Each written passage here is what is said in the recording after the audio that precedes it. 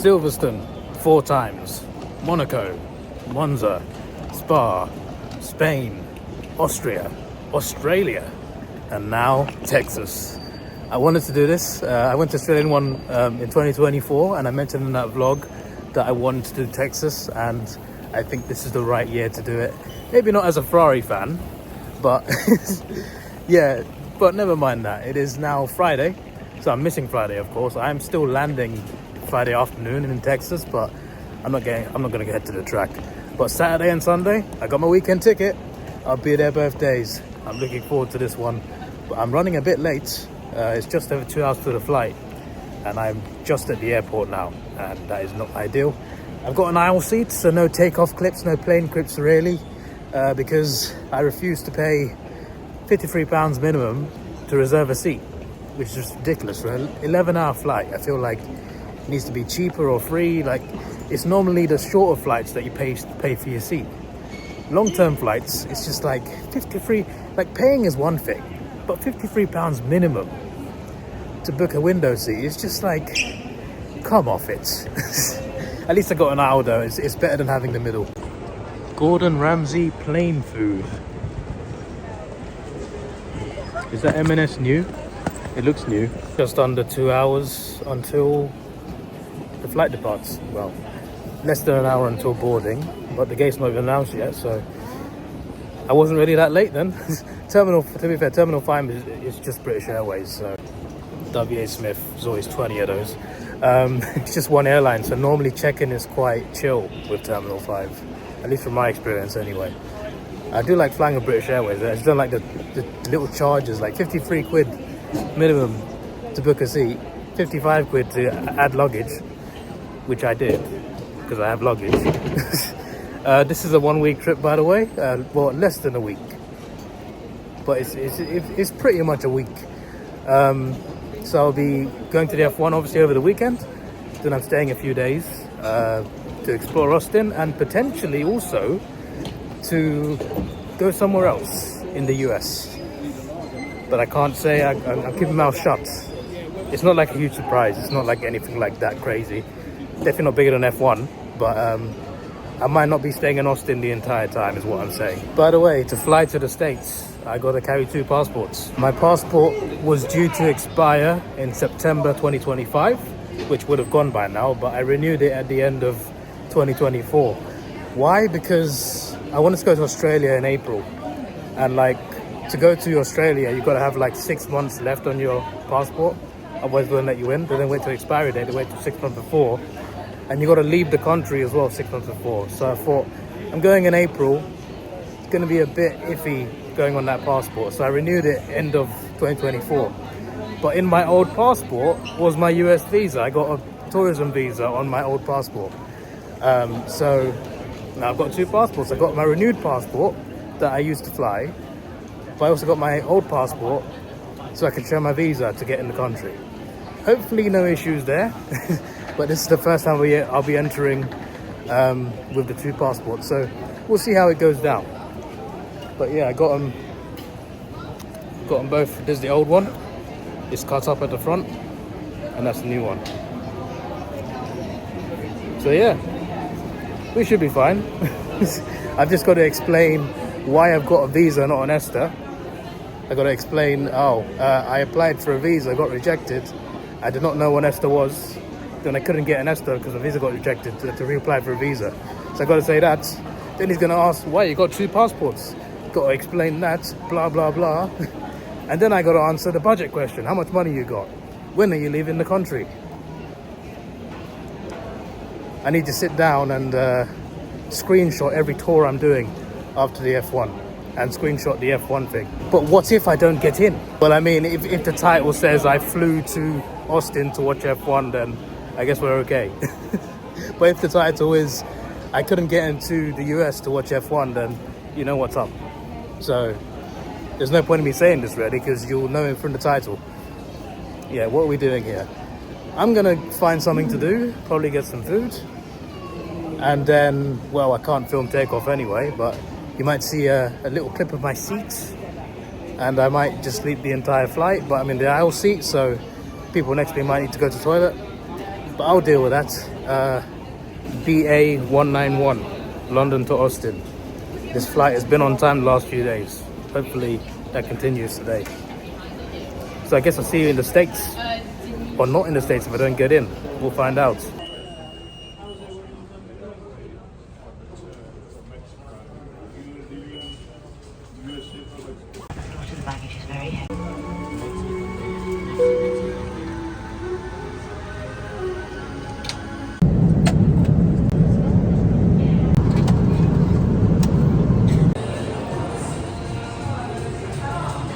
Well, we're in.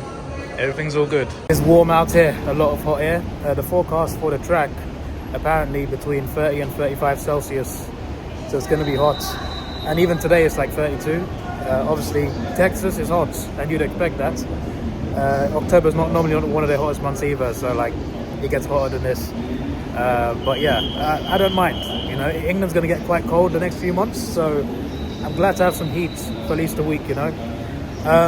Yeah, I got in nice and good. I saw a lot of F1 fans, not a lot, but I saw like a Ferrari hoodie, another Ferrari hoodie, a McLaren cap, a Mercedes cap, 2 Red Bull caps, a Williams suitcase, a Mercedes cap as well. I've seen at least 6 teams represented, very good. I've also overheard someone behind me talk about going to the F1. And that's what I've heard and seen. I'm sure there's more F1 fans than that. I even saw people holding signs. I just got out the luggage area, and there are people holding signs up, McLaren F1 team with someone's name, and another one person holding a Ferrari sign. So they must have put like exclusive packages or whatever for this race, which is pretty cool. Flight was good. Slept most of it. I got woken up about 5 times because I was in the aisle seat. I was sitting next to a couple of people. I think mother and son. They needed the toilet at least twice each. And the other time was for food. The first time I didn't wake up. I sort of like half woke up, went straight back to bed. But I heard someone saying chicken tikka, so I missed something nice. I clearly missed something nice, but I just heard the words chicken tikka in between me sleeping. Somehow I heard those 2 words. The second meal was just a little wrap. Well, not a wrap. It was like a little bake. It was nice, but I slept most of it. So that 11 hours, I did not need the toilet once. So I was just in my seat apart from when I had to get up. Had 1 drink of water, and that's about it. So, but yeah, not based on when I was awake. Smooth flight, not much turbulence. Took off early, landed early, so that was all good. Landing was a little bit rough. Like the landing was good, but like leading up to the landing, and like the way we were descending was a little bit like it felt a little dodgy. But that was fine. Just a bit of turbulence here and there. But a very smooth and nice flight, so that is good. Would have been better than window seat, but it is what it is. And with entry, I literally showed him my 2 passports with his visa and everything. He didn't ask why I got a visa, not an ESTA or anything like that. He didn't ask my budget. That's the first time I've not been asked about my budget, which is quite interesting. But yeah, he asked me purpose of travel. I said Formula 1, Saturday and Sunday, and then I'm staying in Austin. I said all of that. He did not ask for proof for anything. And he said, yeah, but he checked a couple of things here and there. I don't know what he checked, but he checked something on the computer. Obviously took a photo of me. That's the first thing to do. They could take a photo of your face. But yeah, apart from those couple questions, that was it. I was able to go straight in. So everything's all good. Probably the smoothest entry I've had into the US, apart from there was one time I was visiting Australia through the US, transiting. And the first time, I told the guy I got a flight to Australia. And he said, yeah, go through. It was that easy. The hardest one, definitely the other time when I came back from Australia through the US back to England. I missed my flight because my flight was delayed 2 hours and I had like half an hour to get on my next flight. So I was like rushing a little bit, and he must have thought I was panicking or something, and he just sent me to like a room that's like wait for like an hour for an officer to tell me I could just go through. Then I missed my flight, had to get a second flight. That was a nightmare, that one, but I got home, and luckily they had 2 more flights back to London from California that day. But yeah, a very easy entry into the US. I'm planning to visit again in February. Hopefully that goes smooth, but that's going to be a longer trip, at least 2 weeks. Hopefully when I come in February, that'll be a smooth trip, because that's my last visit probably for a while to the US. But anyway, enough of me talking. I've been here long enough. let's get to my hotel. Before I get there, actually, I'll let you know about my hotel. I paid about 30 quid for it. I'm staying, well, I mean, you'll find out how long I'm staying, but it's almost a week I'm here, and I paid 30 quid. How is that possible? First of all, before I continue, I'm not sponsored or anything, all right? Don't think I'm sponsored, I'm not. I use Expedia. Most of my night, I'm traveling a lot the last 3 or 4 years, and I've been on a lot of flights now, like over 80, I think, at this point in those last 3 years. Over 100 in my lifetime. Most of the flights and hotels that I book through Expedia. And when you book through Expedia with an account, they give you points, and the points is currency, and you get more money for hotels than you get for flights. But the point is, because I travel so much, it builds up. So I had a few hundred in credits in vouchers because I booked so many flights and hotels. So I used that on this holiday. I'm just like, yeah, this hotel could cost a few £100, or let me just apply this voucher, it's now 30 quid. And the flights were like 500. So the most expensive thing was the race ticket. So, but I got a good view, a good turn. So I look forward to sharing that with you. It would be in the thumbnail anyway, but we'll get there tomorrow. Now let me order an Uber, which should have done already, but I thought I'd wait a bit to record this. And now we'll get to the hotel, which is outside Austin. It's not too close, because inside Austin is very expensive. So I put something outside, and I still got a cheap price.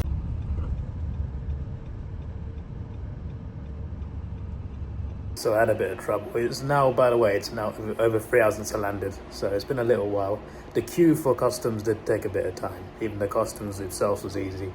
Luggage was immediate because the queue took so long. I went out and the luggage thing stopped because all the bags had come out. So they just put the remaining ones on the side, waiting for the last passengers, including myself. My suitcase was there, all good. I got here. Uber drive was nice and smooth, only 20 quid. I noticed it didn't charge me in US currency. I don't know, that was a thing. Normally when you go abroad it charges in that currency, but that's useful, that's great. But yeah, Uber driver was great, she was brilliant. Got here very quickly. Then we had an issue, a big issue. They did not have a reservation. I have not seen that before. Like, I always book through Expedia. You book through Expedia, Expedia books the hotel for you. You come in, you just say, show your passport, they have your name down, they got your reservation, they send you to your room. As simple as that normally. For the very first time, they did not have a reservation. Like, this is the first time it's happened, and I've traveled so much in the last few years. They didn't have it. They checked my name wasn't there, they checked the confirmation number, it was there, showed her the receipt, the confirmation, everything, and she's just like, yes, that's our hotel, but your reservation is not there. So I had to contact Expedia.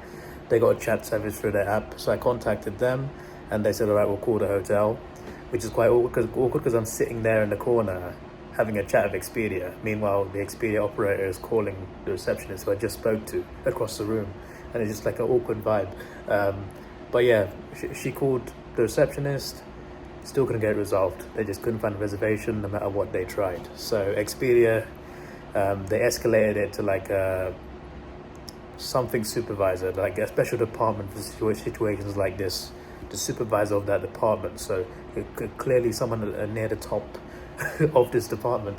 And she said basically, they don't have a reservation, there's nothing we can do about that. But what we can do is we can compensate you.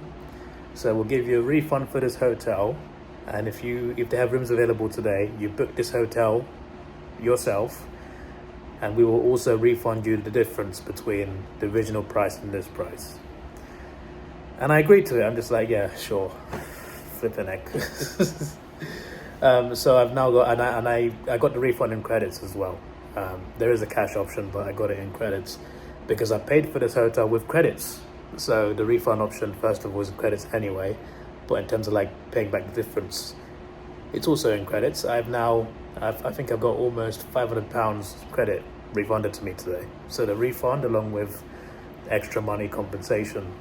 So at least I got 500 quid off a hotel next time I go on holiday. I'm going on holiday again next week actually, but like the next time I go in 2026, at least I got a big amount off a hotel booking. So that will be useful for next year because I got plans to go to the US and Australia and a country in Africa as well next year, and also a country in Africa next week. But yeah, it is what it is. Took me a while to figure out the lights because these two switches don't work. but you just turn on that one over there, and there's one over there. So this is the room. Everything looks fine aside from the toilet. It's giving me vibes to the hotel I had in Los Angeles when I went to WrestleMania. Very similar type of air conditioner. Yeah, you got all of this stuff over here. I believe there's daily housekeeping. There's a free breakfast, so that's useful for a hotel that's cheaper, that's outside of the main city. Breakfast is free 6 to 9, so that's included, so that's great. They also, because of the inconvenience, the hotel also did me a nice.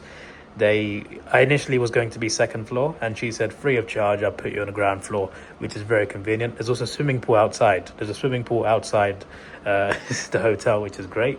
But I'm not brought any swimwear, so I won't be using it, but that is an option. So it is the bed. It is comfortable. I've already sat on it a few times. It's a nice queen bed.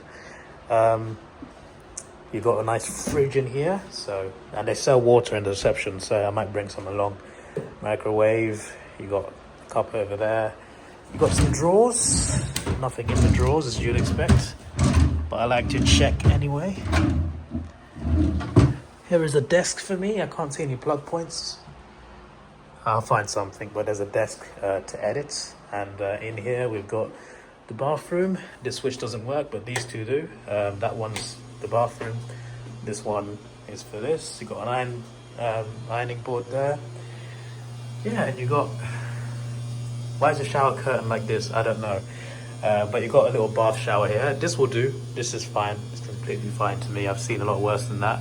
Got some towels provided, which I will use. You also got a soap bar and shampoo, so that's great as well. I'm definitely going to use that.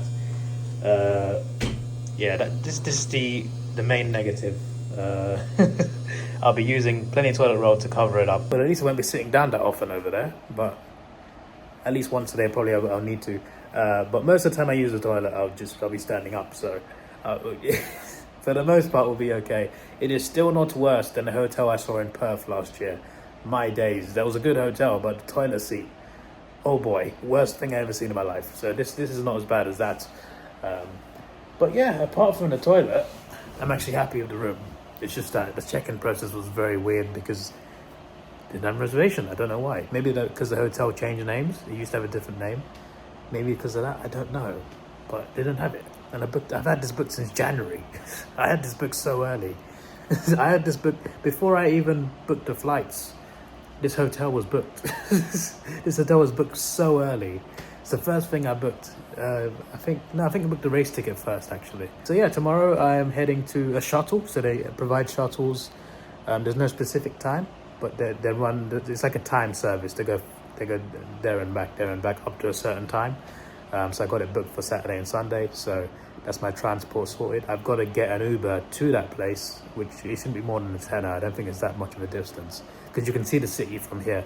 I haven't checked fully, but it should be fine. I'm going to go find food today. Probably won't put it in the vlog, but I'm going to go out and buy some food. I have not brought I brought this backpack, but that's not going to be allowed on the track. For some reason, I did not bring my small backpack. I don't know why. I always bring that. I always bring 2 backpacks. But yeah, I'll get my Ferrari gear. I don't need to. Well, I guess I could. If I find a small backpack along the way, I'll probably just buy one, like a very cheap one. Not that I actually need one anyway, because I don't. Because I'm just going to the race. I could, I always take my hoodie with me to the races, but it's so hot. Maybe I just don't need it anyway. I just leave my hoodie here. But yeah, there's 2 shuttle pickup locations. The one I picked was Waterloo Park, so I gotta get an Uber to Waterloo Park. Then the shuttle sorts me out, it gets me to the track. I get to go to the track, obviously. Tomorrow, Saturday, is the sprint race and qualifying. There's some extra events here and there. They're also showing Lucha Libre Wrestling. There's always extra events within F1 weekends. I did not expect to see wrestling. There's Lucha Libre Wrestling going on all 3 days, which is quite interesting. I might check it out for a bit. But yeah, the main part is sprint and qualifying Saturday, and Sunday obviously is the main race, along with some other races here and there that are not F1. So it's going to be a fun weekend, and I'm very excited to see that. After the events on Saturday and Sunday, I might stay for the concerts, but I might not. I might check it out for a bit and leave. Not that I don't want to, it's just that Obviously I got to edit the vlog and stuff, and I've also got plans Monday morning and Tuesday morning. So I ideally need to be waking up, need to be in a habit of waking up early every single morning to keep up with my tours as well after the F1. So yeah, I might, like, after the race, after qualifying, I might stick around for the concert just a little bit and then head back on the shuttle back to Austin and Uber back to the hotel. And it's going to be a fun weekend. So I'm going to go out and get some food or order food. I guess I could order food. Either way, I'll see you in the morning. It's only 6 p.m, but I will see you in the morning. Hello there, it is 8:27. It's a good job I brought my cargo trousers as well because I can fit things in my extra pockets. I've literally got sun creams in my camera and like bottom pockets in my legs. It's going to be fun to carry around. I might find a bag if I can. It's currently 8:30. I wanted to get there for 8 because that's when the first shuttle leaves. It leaves an hour before the track opens. But here we are. There was a bit of a worry last night. So at some point last night, I don't know what time, but I woke up and I heard banging on the door, not this door. I'm pretty sure based on the sound, it was next door. There was someone outside trying to get in the room. They were constantly banging on the door. They were saying some stuff like, let me in and stuff like that. I was just like, what on earth is going on outside? I didn't know what to think. But I didn't want to get out of bed because I was a bit terrified. So I just went back to bed. And now, obviously, the noise has stopped. That was flipping scary, man. But yeah, anyway, I'm going to try and not think about that too much. And hopefully that was just a one-off thing, because that's a little bit terrifying. There was a notice somewhere to lock your bags and stuff. So they've clearly had some trouble here before.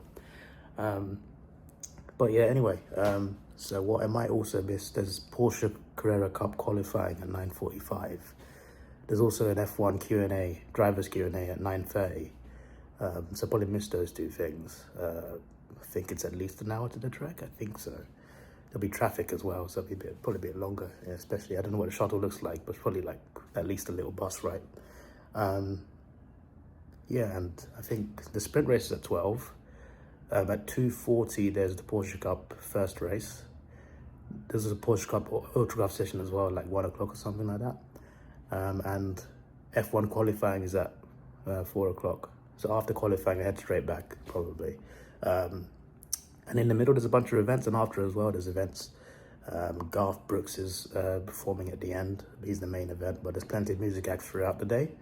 And there's also literally wrestling as well going on. So I might check it out at least once, just to like see what's up, because that's pretty interesting to put that in an F1 weekend. But yeah, I'm gonna go order an Uber and hopefully get to Waterloo Park at a good time. Hopefully there's not too much for queue, although there probably will be. And then we'll head off to the track. The Uber's only £10.48. That's elite, and that's for Uber XL as well. Uber X is just £9.46. £9.70 or something, I think. Yesterday it said 20 quid. I guess it costs more in the evening, but still, like, considering it's, you know, people going to the F1, that's surprisingly cheap. Pick up in 5 minutes, that is good. We go.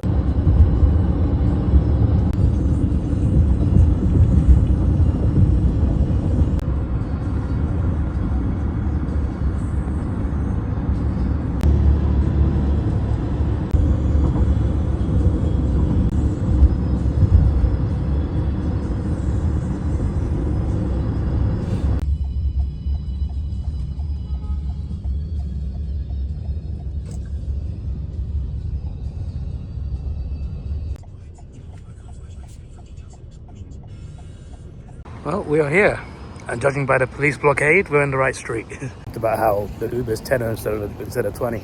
I just tipped the driver £5, so I get more in dollars. Am I too nice, or am I tipping just right? I don't know. Oh, the queue is longer than I first thought it was. I'm not surprised by this queue, it's just I didn't see it coming in. Okay. I didn't realize this rule. It didn't say anything on the app. You gotta go and get a wristband. You gotta get a wristband to get on the shuttle. And I think you get it there. Did I go the wrong way? I think I went the wrong way. I went the wrong way. I meant to go down this area here to get the wristband there and then go back round into the queue over there. I'm an idiot. Like, there's a part in the gate as well. You can cut through here if you've already got a wristband as well. One gap in the barrier, like somewhere down there. And if you've got a wristband already, you just cut through straight to the line. If you haven't got one, they send you straight down to where I showed you. My bad. But at least it's a moving cube. At least it's that. Just in a Haas fan. Let's go. Representation. We like it. Don't really know how to put it on, but I got it for both days. I worked it out. Got there in the end.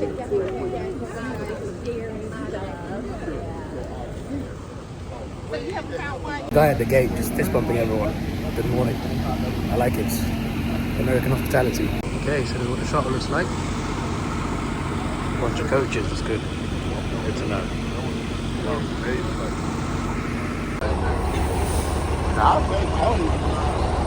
I thought it was I mean, I feel like I'm doing it even tomorrow at 7:30.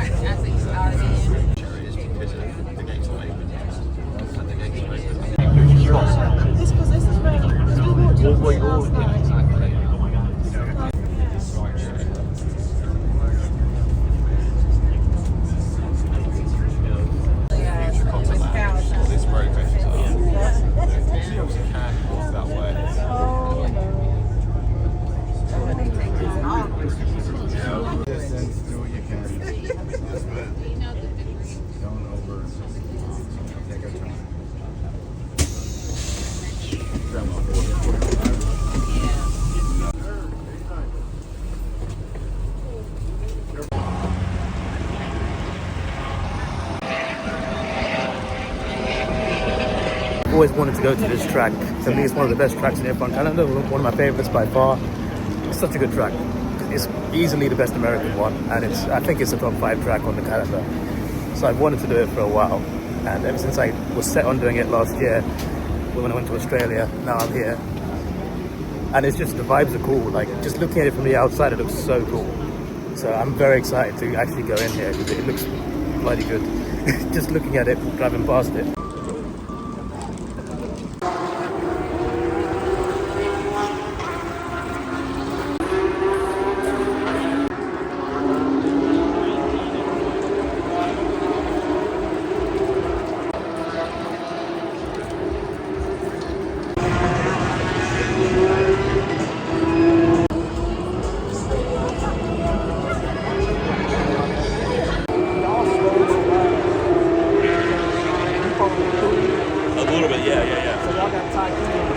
And we are in. Very cool. Now buy tickets to next year's Grand Prix at the track, which is pretty cool. If I was rich, I would, but I plan on going to other races and other trips really. Maybe I should go find my seat, or I could snoop around a bit.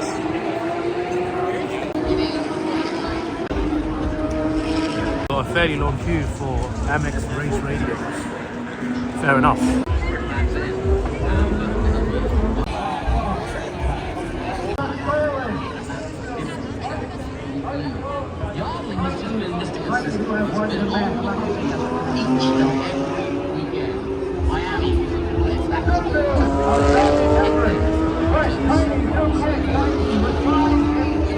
I assume it's extremely unlikely that any place here would sell like a bag. Unless you buy something and you get a bag with it, like a drawstring. It's fine, I can use my pockets.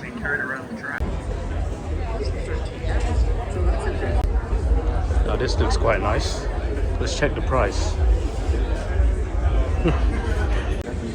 Special hats, $115 for that. And for that one, $100. as you say. To be fair, I think this queue that I saw earlier, I think that's for this. Yeah, that is. I think I found my calling. An F1 cowboy hat, only $50. That's not too bad. I did want to buy a cowboy hat in Texas. There's a good combination. You've got your F1 souvenir from COTA, and then you've got your Texas souvenirs. There's a few options. I think definitely that colour. I might get it tomorrow though, not today. No, that queue is actually for the race radios. Just that there's a longer queue for the simulators. Fair enough. We've got COTA merch. There could be something interesting again. Tax will be added. Right, as expected. Bistro. Some nice fancy places on the side. Goes barbecue. Merch, frozen cocktails. You've got an entire food area there. I think it's just like an area to sit down and eat. You're in the driver's seat. Am I really? And there's also premium ice cream. Super premium ice cream. Why is it super premium? Well, it's interesting. Might just try it. I'm gonna find out if the taste is super premium too. Got merch for the artist performing. Or two of them anyway, not Sunday morning.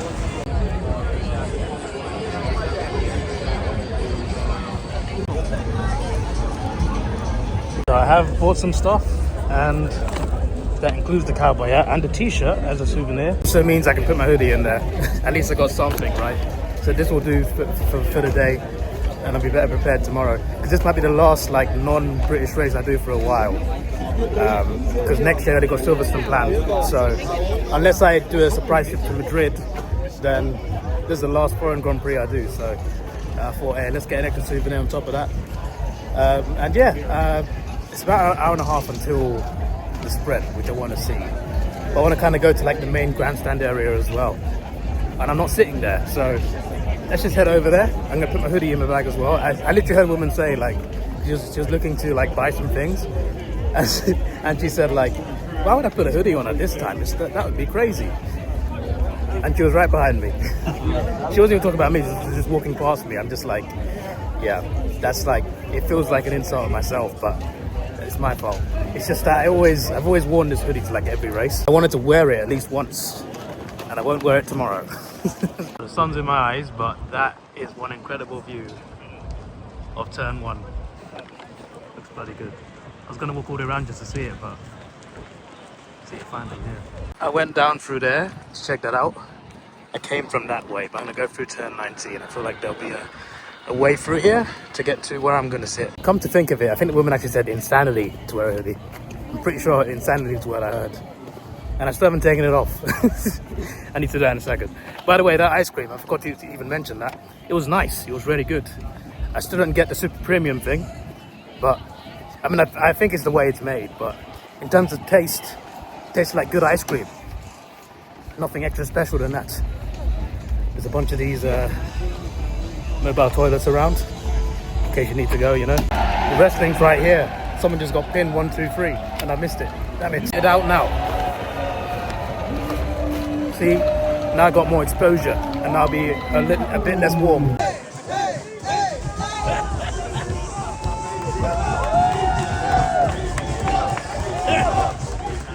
I have seen people go up there, like to that platform. I don't know if it's open to public, but over there is where the F1 Q&As are. So that's interesting. Now I need to figure out where exactly how far away I am from this area. There's also wrestling here, which I've missed. So how cool does all this look? I have heard that GA is a good track. I heard this is a good track to do GA. I can see why. Imagine being there, turn up the hill. Would be an incredible view, especially lap 1. That's elite. So that would be where the main grandstand and obviously the pit stops will be. So the Q&As would be here. I wonder if you can watch the race here if you've got a GA. I've seen people up those stairs. I assume there's no lift. Doesn't seem like it.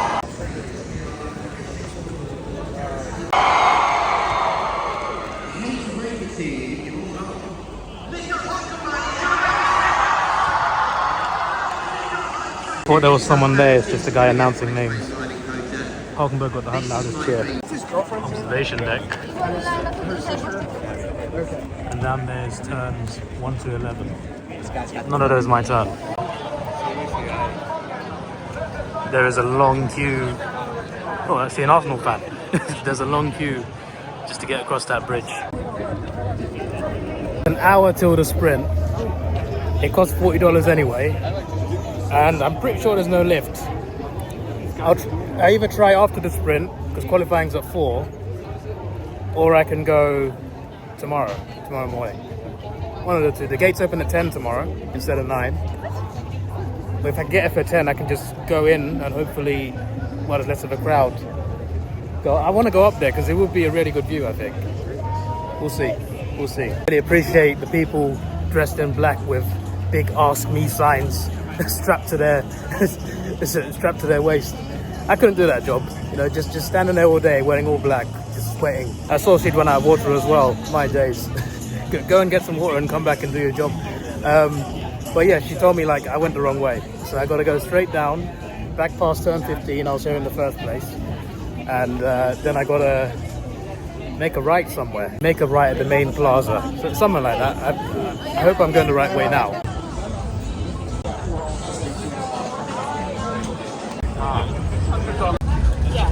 That will do. You've got colder ones. It's good.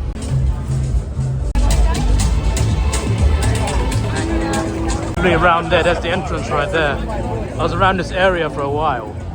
All I had to do was go around there. To the right over there is where my seat is going to be. Well, 1 litre bottle of water, which is pretty cool. Like, oh, self-checkout. You just place your water bottle on a scanner and it just does it for you. It just places it on the table. It was really nice. Then it said $9. I'm just like, $9? Well, I was there at that point. I was just like, I'll just buy it anyway. $9, my days. Pit shop. Nice. We've got tennis over here. That's pretty cool. World's healthiest sports. Red Bull tennis. Is that true? Is that a fact? I don't know. I don't know at all. See the view of that car park over there. Jeez. I'm sitting in turn 12, as you might have imagined. And there it is.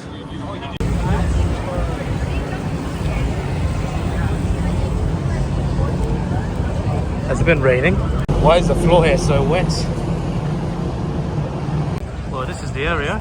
As you can see, there is no shortage of toilets available. They go down all the way down there.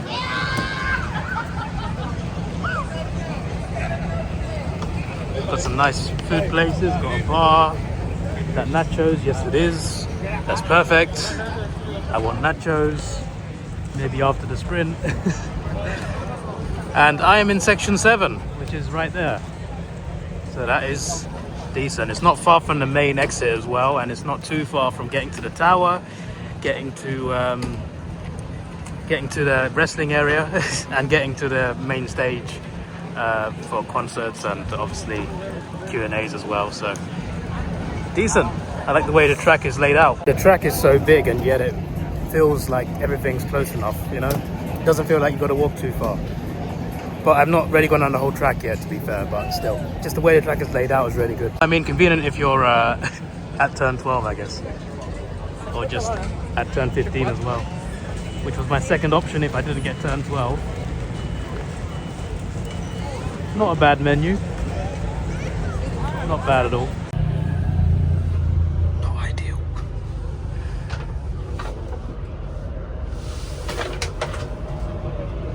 I have now broken the bag. The water bottle was too much weight. Why did I not bring that small backpack, man?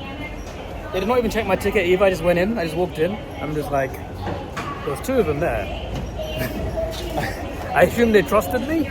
That was a bit weird. Let me find my seat now.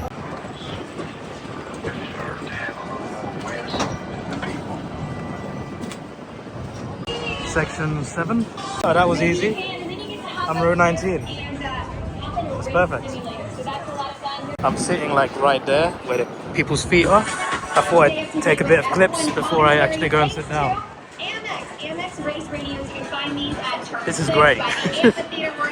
This is an amazing view. You can see cars going through there, all the way down there. You can see them go around into the turn, kind of. And you see them come down this main straight. A lot of overtakes happen here, and that's why I booked this particular place. It looks bloody amazing, mate. Bloody amazing. This is what I paid for. And even like you can see the, obviously you can see that area there. You can see into turn 1 right there. It's perfection. Next time remember to use that exit as well. That's probably the easier exit to use. So what I was saying about everything being close, like obviously I haven't been around there yet, but like I was just there and I feel like it took like only 10 minutes. Like there's a way you can cut through and come back this way. It feels like it should be a lot longer to walk around, but that's actually a lot closer than it looks in terms of like walking distance. The track's very convenient. Love the look of it already, obviously, as I've seen before even coming here, but now that I've come here, it's even better than I first imagined. Can't wait to see some racing over here.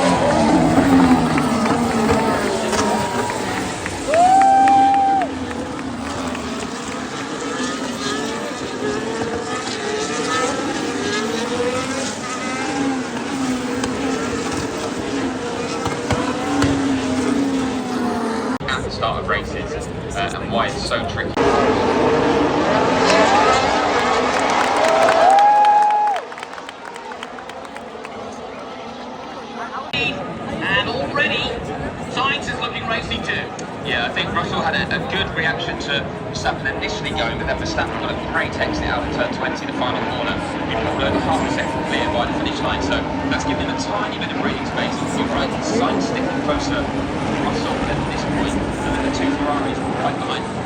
Remember, Hamilton was down to Leclerc, so Leclerc has definitely got the wind behind his sails, so to speak, after that coming together at the top of turn one, because he's got ahead of Hamilton, and if he starts to put a hurry up on these opening laps, he may well be fighting for a podium. He's certainly in position for that. They get down the back straight under hard racing for the first time. I hate to pat myself on the back, but I feel like the whole race.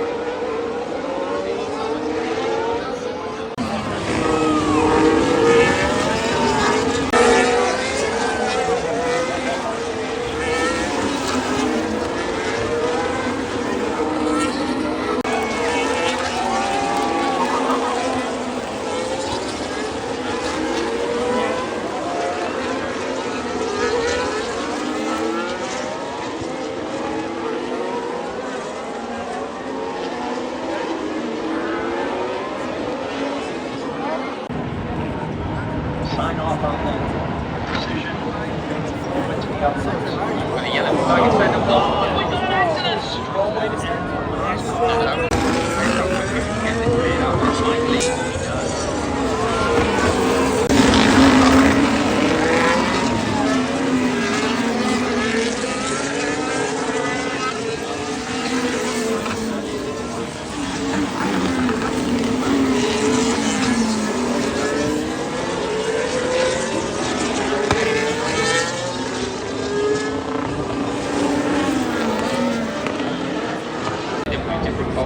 Different race winners between the sprint and the Grand Prix itself. You see Stroll's cars filming crazy way, so this is the final lap of the sprint race. Then they'll be able to actually move on quickly.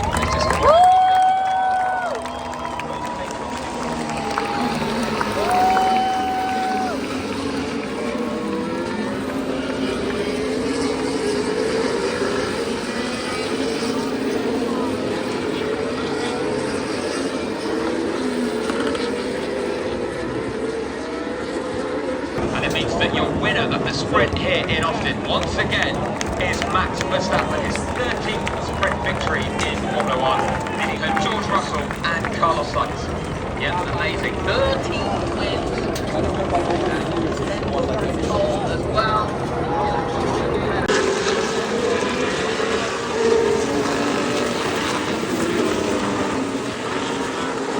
But it is Max Verstappen, your winner in 2025.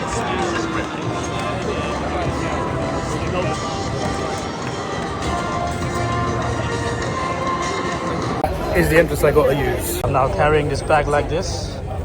My water bottle, which broke the bag in the first place, is now in here. This, I thought it might be a hotel. It's not. I think it's whatever Club C is.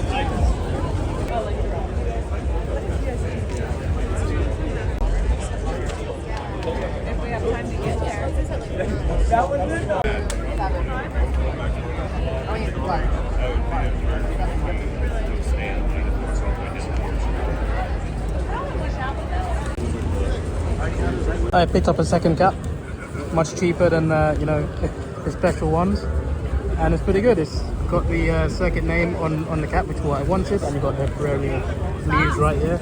I also bought two of these bags. One's inside, and I'm going to transfer all these things in here. Also fold this paper bag and put it in there as well. And I'll be carrying two bags. At least they won't fall apart this time, which is good. Well, hopefully this lasts. The cap does, I mean, that's the bag part. But in here is the cap and the hat, and in here is my hoodie, the t-shirt I bought, and the bag. The hat's a bit big, but it just about fits in long ways, and it won't fall apart. I think. I think as long as I don't put any water bottles in it, I'll be all right. What a mess! I normally take I take two backpacks, right? My main travel backpack, which is like a grey one, but it's just very big, and they don't allow big backpacks in here. And I got a smaller black one that I normally bring on holiday with me. I just didn't bring it. I did not even forget it. I saw it. I decided not to pack it for some reason. Yeah, I'm an idiot. Anyway, that sprint was a bit hectic. Both McLarens out on turn 1. I think it was definitely more Piastri's fault than Norris, and I'm someone who wants Piastri to win the championship this season because I think Norris will have more opportunities to win it in the future. I think he'll win it eventually anyway. I feel like Piastri is... I think he can definitely win more in future, but I feel like this might be the year for him to like really push on and win. I want to see him win it. I want to see Oscar win it, but I think at turn 1 it was mainly his fault. Also, Hulkenberg, what was he doing, man? I feel like... I know they're going so fast, but I feel like he could have avoided that crash completely, but there's a 3 cars race is ruined just like that, but luckily Ferrari's benefited from it. We finished 4th and 5th, so that was great from us. Max obviously benefits. He gets his full 8 points. He gets to gain on both McLarens. Who knows, he might even come back. I don't think he will, but at least it makes it interesting, especially for the race tomorrow. But yeah, at the end of the day, it's a 19-lap sprint race. First 5 laps under the safety car, and the last 3 or 4 laps, that's almost half the race under the safety car, which is not what you want to see, really. You won't see that tomorrow because there's a lot more laps, and it'll be at least an hour and a half for the race tomorrow. But hopefully a bit less safety car action tomorrow. But yeah, that was fun. Qualifying's at 4. So I'm gonna go and get some food. There's a Q&A, I think, at the amphitheater, like right now. And there's wrestling at 1:45, which is right next to where the tower is. And I might go up the tower, but I also want to get something to eat first. So there's all that. But I want to see like who's interviewing first at the Q&A section. So the Porsche Cup qualifying was this morning. They're doing 2 races, and the first one is at 2:40 as well. So I also want to see if I can catch that too. If not, I'll definitely catch tomorrow's one. No, thank you.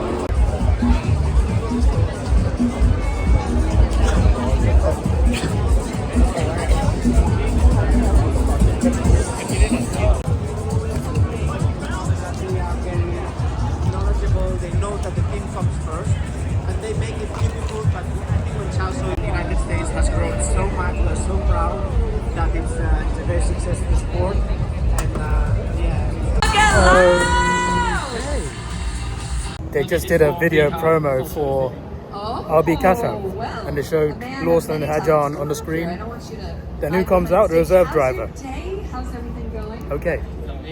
I was expecting like a main driver.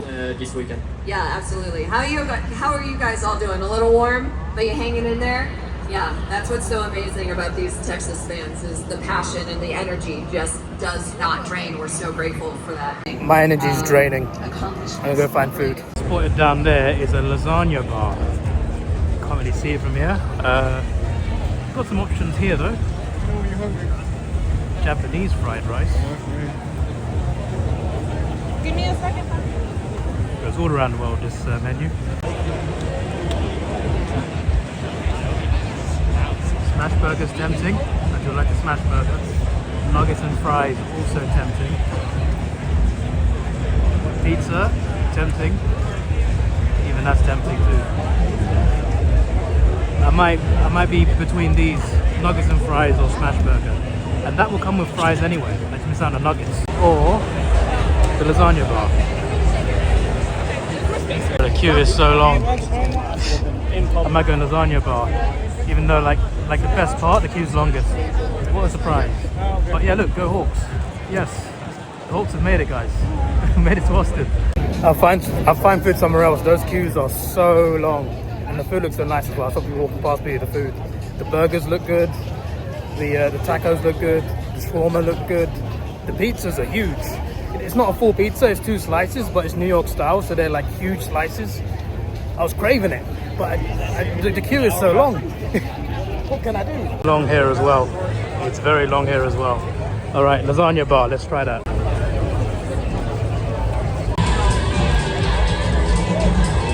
Oh, so you can get inside an F1 seat.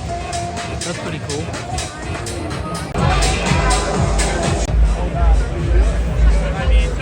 I mean, the queue is still long.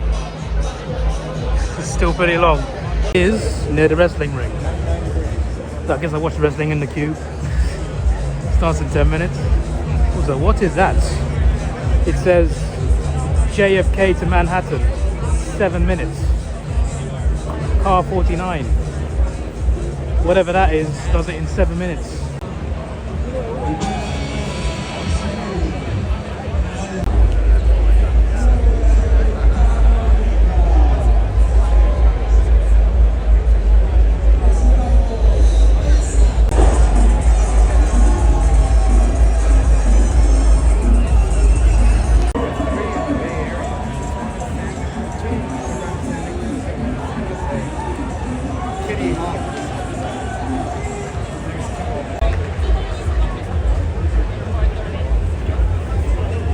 The neck, I missed the whole match.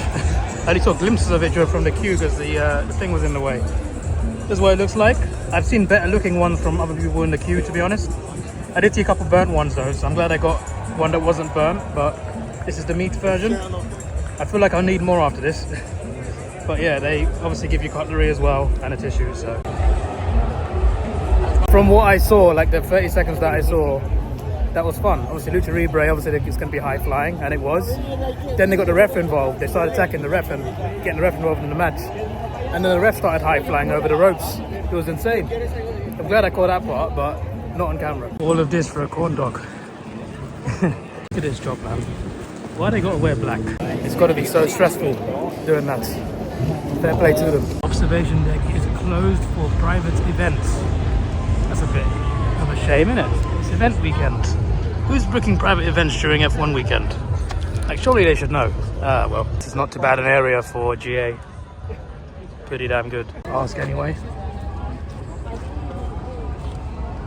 Well, I just asked them, and yes, the sign was correct. It is closed until 3:35, which is about 25 minutes before qualifying. Not worth it. So I asked her how many steps there are, and she said 419. She said she'd have made me guess, and I said I would have said 300, about 300. It doesn't look like it's a lot of steps. I mean, it is, but like it doesn't look like it's like over 500, at least to me anyway. But yeah, she said 419. I'm just like, I've done that before. I could do 419. It'd take me I'd stop a few times. Luckily there's places to stop in between. The person behind me asked if there was elevators, and she said yeah, there's elevators, so I can avoid the 419 steps. Me personally, like that many steps going down, I'll do that. So I might like take the lift up and steps down.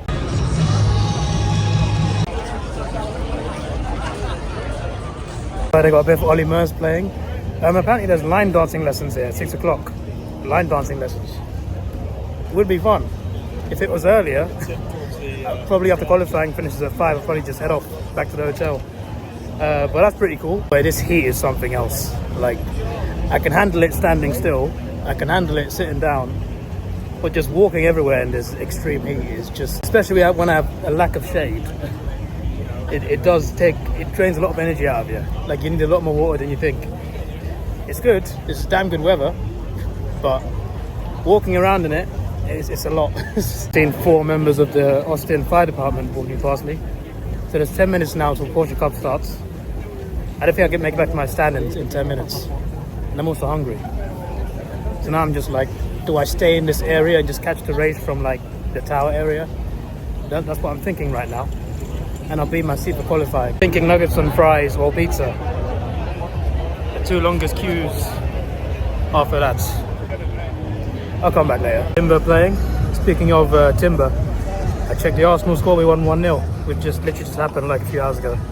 That's elite. It's good to know that we won that game. Perfect. Also, Monday morning is not a morning anymore. Monday morning my tour got cancelled or rescheduled.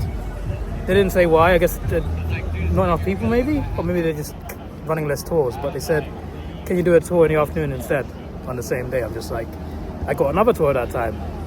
So I said no at first. The other tour I rearranged now to another day, and now I'm actually doing that tour on Monday afternoon. So I got nothing Monday morning. So theoretically, you know, I don't have to wake up early on Monday. It's just a shame that the line dancing is not tomorrow as well, just today. Because today I want my sleep. Tomorrow is the big day. I found a nice place to sit. As soon as I sit down, by the way, it's much better. Like, my loss of energy is just decreased. And it's so much, like, as soon as I start walking, after like 10 minutes, it's just like, I need to stop somewhere. It's too much. But there's an entire ant colony below me, so I should probably get up. Yeah. I thought I found a spot, I did not. Oh, that's so much better. It's like I stepped into like a magical place. the shade. So much nicer now. It feels like I got aircon, natural aircon. Even my water was hot. I tried to drink it and it felt like hot water.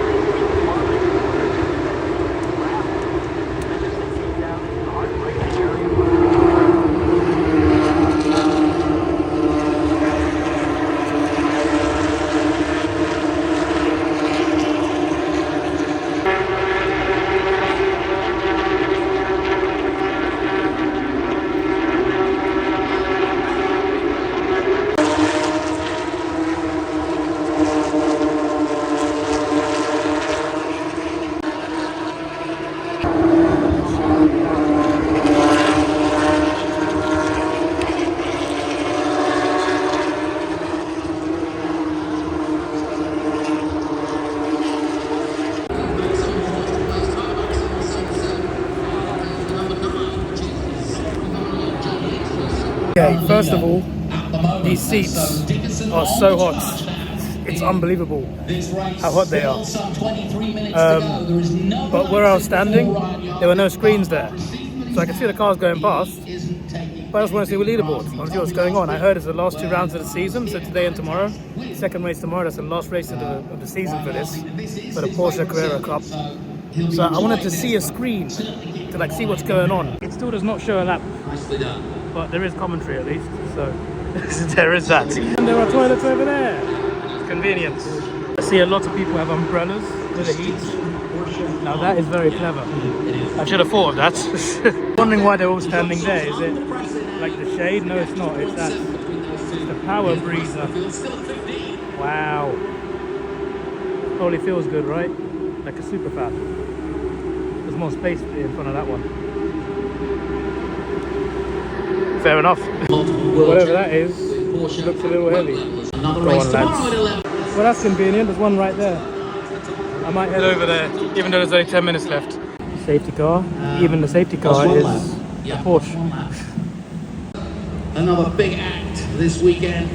So, rode over the fence. It's flying. They say the Kiwis come fly. This race will also end under the safety car. For flip's sake, man. Those are the 2 races today. Both of them marred by a safety car ending. And the safety car start in the sense of F1 sprint. So the guy, number 78, black and gold, he now leads the championship because of this by a few points going into the last race. Seems like a very interesting championship. There's also women racing in this. It's a female driver and she's 9th, so fair play.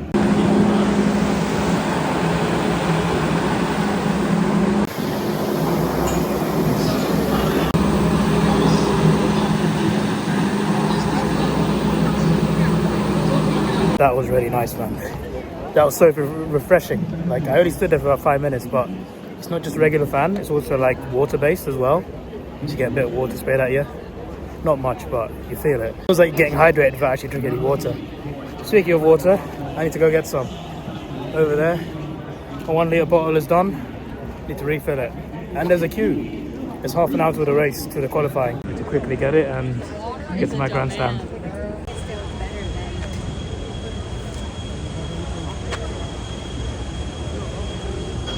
You wouldn't believe what I just did at that water tent over there. Oh my days. First of all, it's so nice under there. Like, the shade is so brilliant. And I thought it was just like, I'm from England, of course I'm used to English weather. That must be why I'm struggling a bit, but I'm even hearing Americans complaining about how hot it is. So everyone's in the same boat. It is way too hot at the moment. What's that? It's another Arsenal fan. Nice. I looked inside there and it was like 2 things that you get in. Like, there's 2 seats you get in, there's a TV. So it's like, oh, is this it?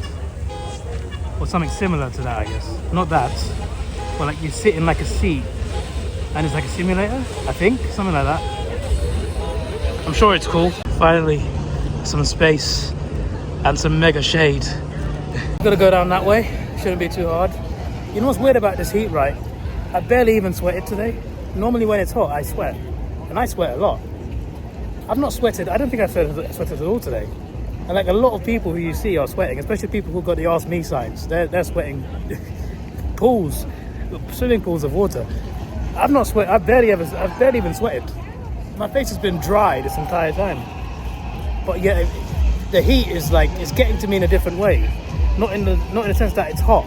It's just that the constant sun and walking around in it, that's what's getting me. But somehow I'm not sweating and I don't get it. I think I'm feeling exhaustion from heat. I don't think it's heat stroke. Never had it before, I don't know what it feels like. But it doesn't feel too good at the moment. I need to sit down for longer than 10 minutes, that's for sure. Got these in my pocket. Either one will do at this point. Right next to my water bottle. Been careful not to crush these. I think I'm moisturized enough. I mean, you can't see that I am, but I am. I'll see you soon, Austin. Let's head over to the track. This whole queue is for water. It's a good thing I got it on the other side. And the toilet queue is not much better. Oh boy. So I need to get in. I was waiting there at the end where the queue first started. If I had just come down to this end, there would have been more space and we would have gone in quicker. Also, before I go in, the water fountain, I don't think I even mentioned, I think I forgot.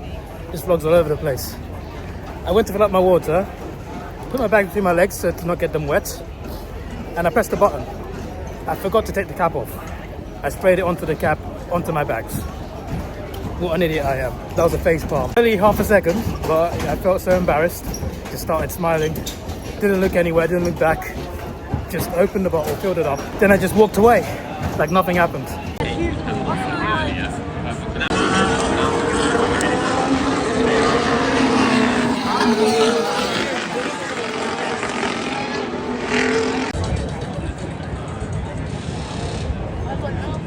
Well, we are getting ready to go racing again. The clock has started ticking again. I was watching those dance moves, guys. We've got to work on it. Chris was dancing here in the booth. He's got some moves.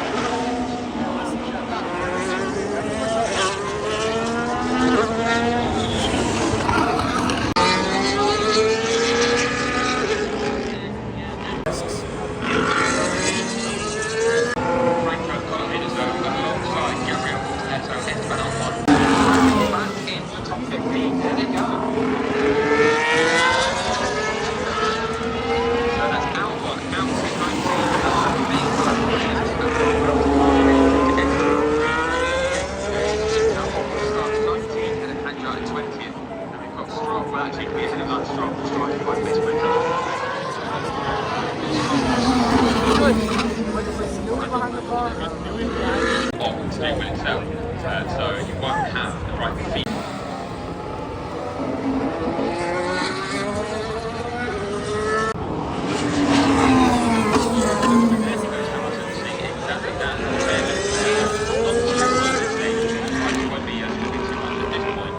In another 20 to 25 minutes, maybe it might be a bit trickier.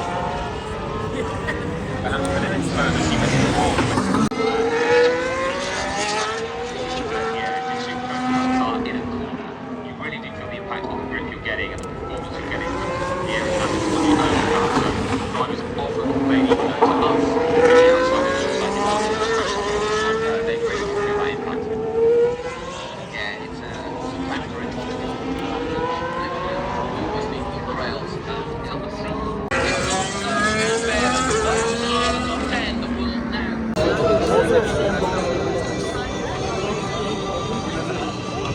This last 11-minute hurrah here. Well, if they had any answers, let's see them all. complete the lap, so a more clean run on the final attempts. Start their laps in clean air. It's quite proving me right from earlier, but I thought they were going to prove me wrong with how they showed up in Q2. So tight it is, do not get out where you end up, and it looks like that's going to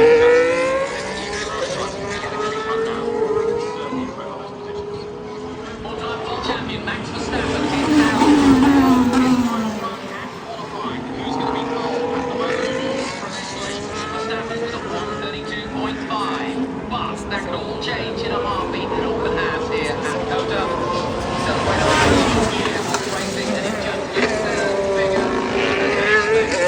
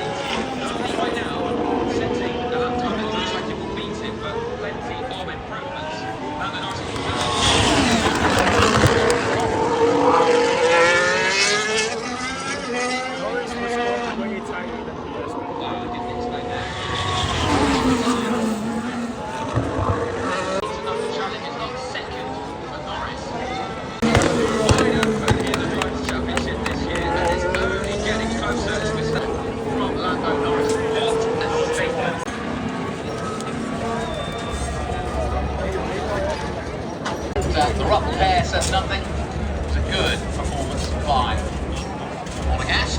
But look how close it was though, from second and fourth. 6 thousandths of a second between Norris and the third.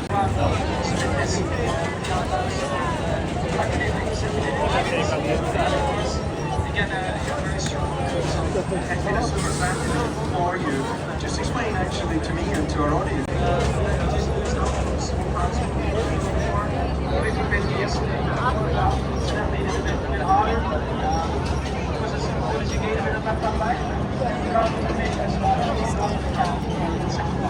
Well, for now, it's farewell. See you tomorrow. Hopefully not too much of queuing to get out of here. Tools are behind the school buses. They're right there. Need to find a way to... I think I have to go that way though, because I went through the entrance. Waited a bit and it's not died down to get out, but if I can get some water first, over there, then use the toilet, and then it should be a bit less hectic. But that was fun. Verstappen got quite a lot of cheers, so did both Ferrari drivers. The McLaren drivers not so much. A lot of people around me wanted them to lose. What's going on in Piastri? Piastri's qualifying has not been too great. Ferrari's looked really good for a second, then it wasn't as good, but still pretty good. You know, we'll take it, you know. Good positions. But I did not expect Oscar to finish that, to qualify that low. I don't think this is like one of his strong tracks anyway. I don't remember him ever having a good race here. Obviously, he's still fairly new to the sport, but I'm still pointing it out. And Norris obviously loves this track, so you can see the difference between those two today. But still, even with those factors, like, Oscar just looked so far off the pace. It wasn't about just him keeping up with Norris. It was more than that. He just wasn't keeping up with most of the drivers at the top. In Q1, Q2, I gave him the benefit of the doubt. I just thought, okay, he's conserving his car. Probably took some damage from the sprint race earlier. But in Q3, when I expected him to really come out and smash qualifying, he just didn't turn up. And he's only starting 6th, but a lot can happen in the race, especially turn 1, as we saw in the sprint. So it should be interesting tomorrow. But yeah, I love my seats, man. Like, you can see the turn 1, which is like one of the best parts of any F1 race. Turn 1, lap 1. You can see that part of the track, so you can see stuff that happens over there. You can see the cars going around a little bit in the other parts of the track, and you see a few turns here and there, and then they come down your straight. And I'm sure there'll be plenty of overtakes tomorrow. I even forgot to. I wouldn't say I forgot. It's just that I don't record every lap. But when I wasn't filming in the sprint, there were a couple crazy moments where Russell pushed Verstappen wide off the track, and the two Ferraris were battling each other as well, and I just didn't catch it with camera. So, but yeah, it's been really fun today. I really enjoyed it, and I'm looking forward to the race now. Hopefully the weather's not as bad tomorrow, but it's 2 o'clock, the race, so it's not like an evening thing. Also, these benches in these stands, they are not it. They are not comfortable at all. During the sprint, it was fine, but during qualifying, by the time I got to Q2, it hurt so much just to sit down, man. And I think a lot of people had the same vibe as me, because as soon as Q2 ended, half the stand stood up. Not even to leave or anything, just stood up to just get off the damn seats. It was just not comfortable at all. But the racing made up for it, and the qualifying made up for it. So yeah, overall, it's been a good experience, and there's still the big race to go, and also the second Porsche race, which I'm looking forward to, because obviously there is a championship battle there with one race to go, with the gap only being a few points, so a lot can happen in that, so I'm very excited. I've drunk almost 2.5 liters of water since I left the hotel, and I've needed the toilet twice. I think I've been losing water more through the heat rather than, using the toilet. But yeah, I don't know if that's good or bad. But yeah, I'm completely fine now, by the way. Completely fine. I thought, oh, maybe it's because I had one meal or something. Nah, I would just walk around in the heat in the middle of the day. That's what really got to me. I haven't felt like that since Peru last November. And that wasn't even heat. That was just high elevation in the mountains. So it just felt exhausting just to walk up the road. I felt a similar feeling today. My heart was racing. I felt so exhausted just from a few steps. I was fine half the day, but after just before the first Porsche race, it started to kick in. I was just like, oh my days, I can barely handle this. And I'm not even sweating either. I should have worn shorts. I haven't brought any shorts. I should have bought some cargo shorts. They would have been great today. But yeah, hopefully a good race tomorrow from Ferrari especially, and I look forward to seeing what happens between Max, Oscar and Norris as well. Obviously Oscar starting far back, he can catch up, but especially Max and Norris turn 1. I'm very excited to see how that goes down tomorrow. So yeah, I feel bad for Hulkenberg though. He deserved better. He had a bad start to the sprint, which cost him the sprint, and then qualifying was not good for him at all. So yesterday he had a great day. I wasn't here, but the last time he had an amazing day, I was here at Silverstone. So hopefully that's a good omen for tomorrow. And I'm very excited. So yeah, 3 races this year. British Grand Prix, Dutch Grand Prix, and this one. Last year I did 4. Last year I did Austria, Spain and Britain 3 weeks in a row. And I did Australia. And the last 2 years before that I did 2 each, plus a Formula E race. So we've done a lot of racing. And next year I've already planned Silverstone. But I'm going to look into Madrid because it's the first Madrid race. Tickets are on sale. I'm not buying them yet because I've got other travel plans. But if they're available next year, and if it's my weekend off work, then I'll go. I'm not willing to spend holiday allowance on it, but if I got the weekend off when it's happening, then it's a 1-hour flight to Spain from London, so I can possibly fit that in, but no guarantees, no promises, and well, you won't find out if it will happen until near the date of the race. But for next year, I'm just planning Silverstone. So every single year since I first started going, 2022, I've always gone to at least one foreign race. Next year, just Silverstone for now. So this is like my last foreign race, and I think it was the perfect choice. It's a great track. Apart from the extreme heat, It's been an amazing experience, and the race ain't even here yet, so I look forward to tomorrow. My water queue wasn't too long. This time I remember to remove the cap before opening the tap. It was an automatic tap this time. You just place it underneath the tap and it just sprays the water in there. But if you move it upwards, it stops. So you've got to place it on the table for the sensor to work. So after I drink this refill, I'll have drank 3.5 litres of water today, which is almost double by normal 2 litres that I aim to take every day. That's the Texas heat. I kind of like it though, apart from a couple hours ago I was struggling. Thank you for coming. You're welcome. Thank you, COTA. Thank you, Texas. I went to the toilet and it's the end of the day, which is fair, but I went in, there was no toilet roll left. There was no soap left or hand sanitizer left. I got out, went to the next toilet, same issue. Luckily there's a soap station just outside with taps.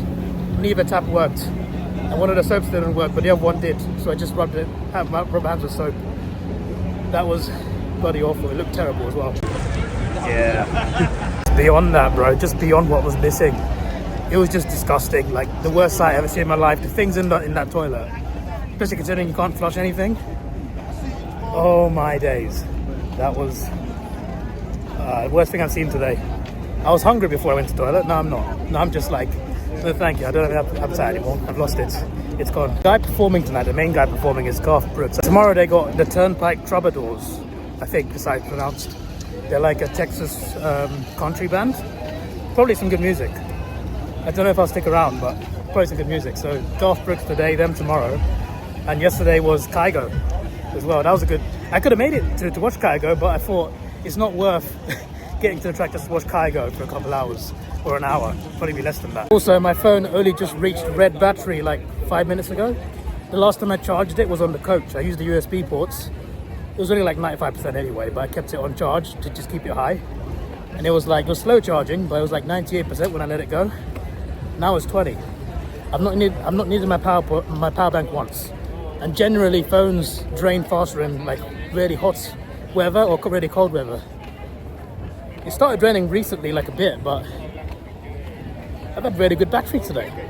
And I got an overpowered power bank as well, just in case as a backup. I might not need it this weekend. So that's leaked. We're almost at the exit now. iPhone 16 Pro was worth the, maybe not worth the money, but it's been a damn good phone. Some people just got told off. You can't take alcohol outside the venue. Fair enough, you know, fair enough. As I was saying, the phone that I bought in April, it's done wonders. The camera quality is so good. And on top of that, the zoom in is brilliant as well. The battery's elite as well. Although, recording video drains battery really fast. But today it's not been as much of an issue. I believe I'm going downtown because I came that direction to get the shuttle. Well, I assume that's what the shuttle means. You can also get an Uber through there. An Expo Centre over there. Another Arsenal fan. I've seen like 4 of them now. What on earth? I think there's all for the shuttle. Oh boy. I guarantee Uber's so expensive as well, man. Especially if California's 2023 WrestleMania is anything to go by, it would be crazy prices, I guarantee you. But yeah, let's find our way onto this shuttle. Maybe I shouldn't have waited. I should have just gone.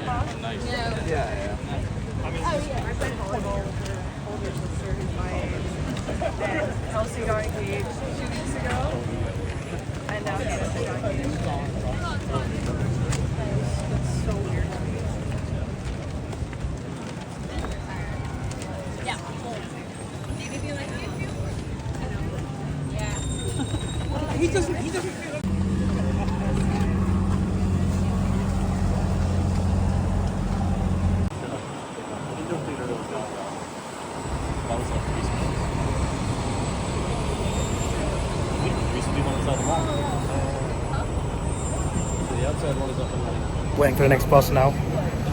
In a bit. Saw another Arsenal fan at the water bit as well, so, and that was on the away shirts. I've seen no other Premier League teams apart from Spurs. I saw Spurs lock screen. I've also seen plenty of, I've seen Celtic, I've seen plenty of Argentina for Colin Pinto, but it's just Argentina football shirts with Messi on the back. I think there's an opportunity for Mercedes to make Colin Pinto merch that's blue and white. One of their colours is blue anyway, and it would sell. There's a market for that. I'd buy it. Just waiting for a bus now. Then we'll be on our way. When do these ones start getting to this lane? That'd be useful. Oh, do you just cross over and get in? That's what they're trying to do. Oh, you do? Okay. When's it our turn? Oh, it's now. Actually, the last one. Hope I get a seat. Hope it's not miscounted.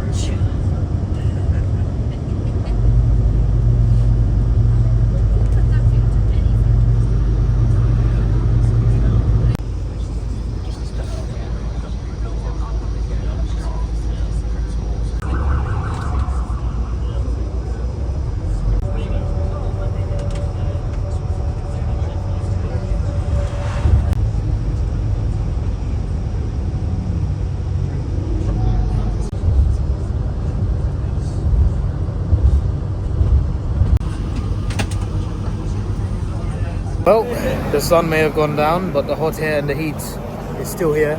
Well, it's nicer. It's nicer. We queued up there this morning. Now it's pretty empty, obviously, but tomorrow morning we'll be packed again. I'm sure Sunday will be busier because more people will turn up, even though today was packed anyway. Yeah, it's been a fun time. They even, like, we saw on the way back, there was about 20 police cars coming with escorts. Like, they're escorting people out the area. And I'm curious to know, like, were those like drivers, anyone famous, or was it just like VIP access or whatever? But I thought it was pretty cool. Like, we saw police escorts just fly past us. I only like filmed like a couple of them, but there was a lot. You see a police car, and you see like 5 cars trailing behind the police car with the emergency lights on, and that, we just saw that constantly for like half an hour. So the journey took an hour approximately. Nope, an hour 5 minutes. So it was a 40-minute drive to get there. Getting back was an hour and 5 minutes. And that was mainly because, like, at the start of the journey, it took like 10 minutes to get out of the actual area of the track. It wasn't even like a traffic jam. It was moving. It was moving, but it was a bit tricky getting out of there. Then there was another like 10 minutes or so, or longer than that, stuck on the highway because there was more traffic there. On the way to the track, there was like coach specific, like the specific lanes for the shuttle, just go straight in, avoid all the traffic. It wasn't the same privileges on the way back, so there was that. But yeah, it's still 1 hour 5 minutes. You know, that's not too bad. So it's still pretty good. Only 25 minutes longer than the actual journey in the morning. So I think I'm gonna find something to eat. There's got to be some place here that I can go to. I did finally use my power bank because I thought there were no charging ports. They were underneath the seats, like next to my feet. I just didn't realize until I got up at the end of the journey. I'm an idiot. I could have gone the whole day without using a power bank, but regardless, the power bank charged my phone from 13 to 80 in about 45 minutes. So, pretty damn good. iPhone does that weird thing where it like stops at 80 to do optimal charging or whatever. You can turn that off, but apparently it's good for your iPhone to keep it on. Anyway, enough of me blabbering on. I'm gonna go and find something. There's probably something good to eat somewhere around here. Then I head back to my hotel, get an Uber back. Probably cost more in the evening. Probably harder to get one as well because there'll be a lot of F1 fans around here. The Texans prepared well for this. They got a lot of coaches ready, so I assume tomorrow more of the same. There's no issues about getting on a coach, or you're guaranteed a seat as well, so it's all brilliant. I think the shuttle wasn't exactly like cheap, but it was still a good price. But still, for the price you pay, the service they provide is good, and the drivers get you there. The only reason they go slow is if there's traffic. So yeah, that's great. So yeah, as for the vlog, I'll see you in the morning. Actually, before I go, I found this nice spot to eat. Yeah, that'll do me. That'll do me nicely. Hello there, it is Sunday morning, 8:45 a.m. The Uber last night, by the way, cost £7.55. So, elite price. And it was like a really advanced Uber as well. All right, I'm gonna get an Uber to Waterloo Park and then get the shuttle again. I'm glad I put this on loosely last night because I could get it off like this and I can put it back on like this.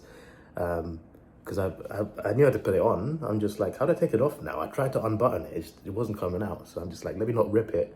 I meant to squeeze my hand out. So that's good. So I got my shuttle sorted. Now I just gotta pack my pockets up and we'll be on our way. No bags again. This time I'm not buying anything, so it should be all right. My camera, which I haven't even used, my power bank, which I didn't need at the track, and these 2 charger wires I put in this pocket, all in this pocket. My left leg was itching a little bit after the end of the day. But I'm doing it again. Why? Because I got sun creams in here and I don't want to crush them with the water bottle. So yeah, I don't want to put it in the back pocket. So walking, you can tell which leg is the heavier. That's what it sounds like. I just waddle along with the left leg. Uber XL, £10.72, will be here in 2 minutes. Meanwhile, Uber X, which will take longer, is just £1 less. So Uber XL, let's go. All right, we are out here. Doesn't seem that much more packed than yesterday, but obviously it is, well, not obviously, but it's 9:07 a.m. and the gates don't open till 10 today instead of 9 yesterday. So these are just the first shuttles going out. So I'm getting in before most of the crowd gets here.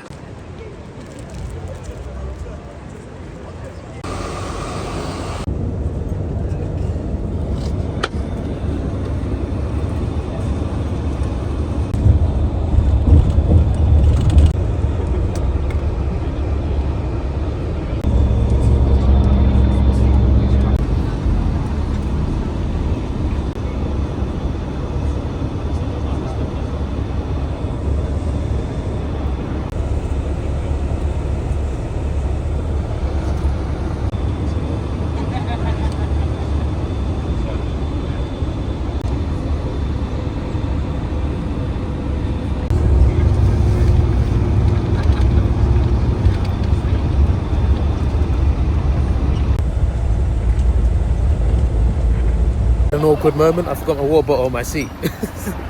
I exited the coach and then I had to turn around and be like, oh, for flip's sake. I stood in the front row while the whole coach got out, well, half the coach. It was a bit awkward. Apart from that, it's still a 40-minute journey. The wait to get in the coach was longer, like I think to 20 minutes or something, because the queue was like not moving constantly. It was like much more stop-starts. So there was that. But the journey itself, still 40 minutes. Did we take a shortcut or something? Because there was a lot of traffic going in. Like, it was a lot slower. Yesterday was just smooth driving the entire way, not much traffic. A lot of traffic today, a lot more cars. Yeah, it still only took 40 minutes. What is this sorcery? That over there looks like a water ride. Shame it's not an operation. That would be cool, I'd do it. Windy this morning. More of that, please. What I like about these shuttles is they really move. Like, as soon as you're on the coach, they like count how many people get on the coach. Once they've counted, once everyone's in, as soon as the last person sits down, the coach just goes. They don't wait around, they just go. And I love that. It's brilliant service in general. I guess they hire a lot of coaches from like different companies, like tour companies. They hire whoever they can get, and they just go. As soon as you're on the coach, you're gone. It's perfect. It's a great service. It's convenient. No waiting around. Just go. Love it.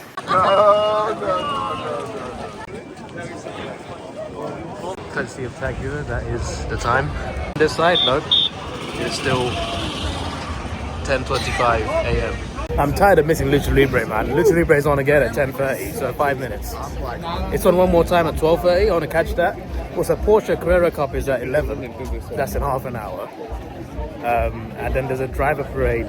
The driver's parade is early. Normally it's just before the race. This time it's at midday, 2 hours before the race. I'm considering doing is the tower right now. Hopefully the queue's not too much. They can get in the tower right now. And then watch the Porsche Cup from somewhere, not my grandstand, just anywhere. And also watch the driver's parade from somewhere, not necessarily my actual seat. And then I can catch UltraGear at 12:30. I can actually watch the match this time, hopefully. And then I want to be in my seat between 1:15 and 1:30 because 1:44 is the national anthem. I want to be in my seat for that. And then the race is at 2, and it will end by 4, I guess, with the podium and maybe a bit longer. And then even though I wouldn't mind staying to see the band, I might head back. Straight after podium celebrations. I don't know if there's a track invasion. If there is, I'll try and see if I can get on. But apart from that, that is planned for the day. But hopefully the queue for the tower is not too crazy. Apparently on Sunday it's normally crazy, but it's half an hour after the gates opened, so I'm counting on it being okay. I also do need food and there's barely any queues, but tower first. There's like no queue for anything. It's so tempting to stay here for a bit. Even this area is not that packed at all, even the bridge. Okay, there is a queue, but it goes up to there. It's not that bad. Oh, you've got to be kidding me. That's not true, right? There's people queuing, so maybe it is maybe the sign's just been left there. Stood behind like a group of people and they were not even in the queue. They were just here. That was a bit awkward.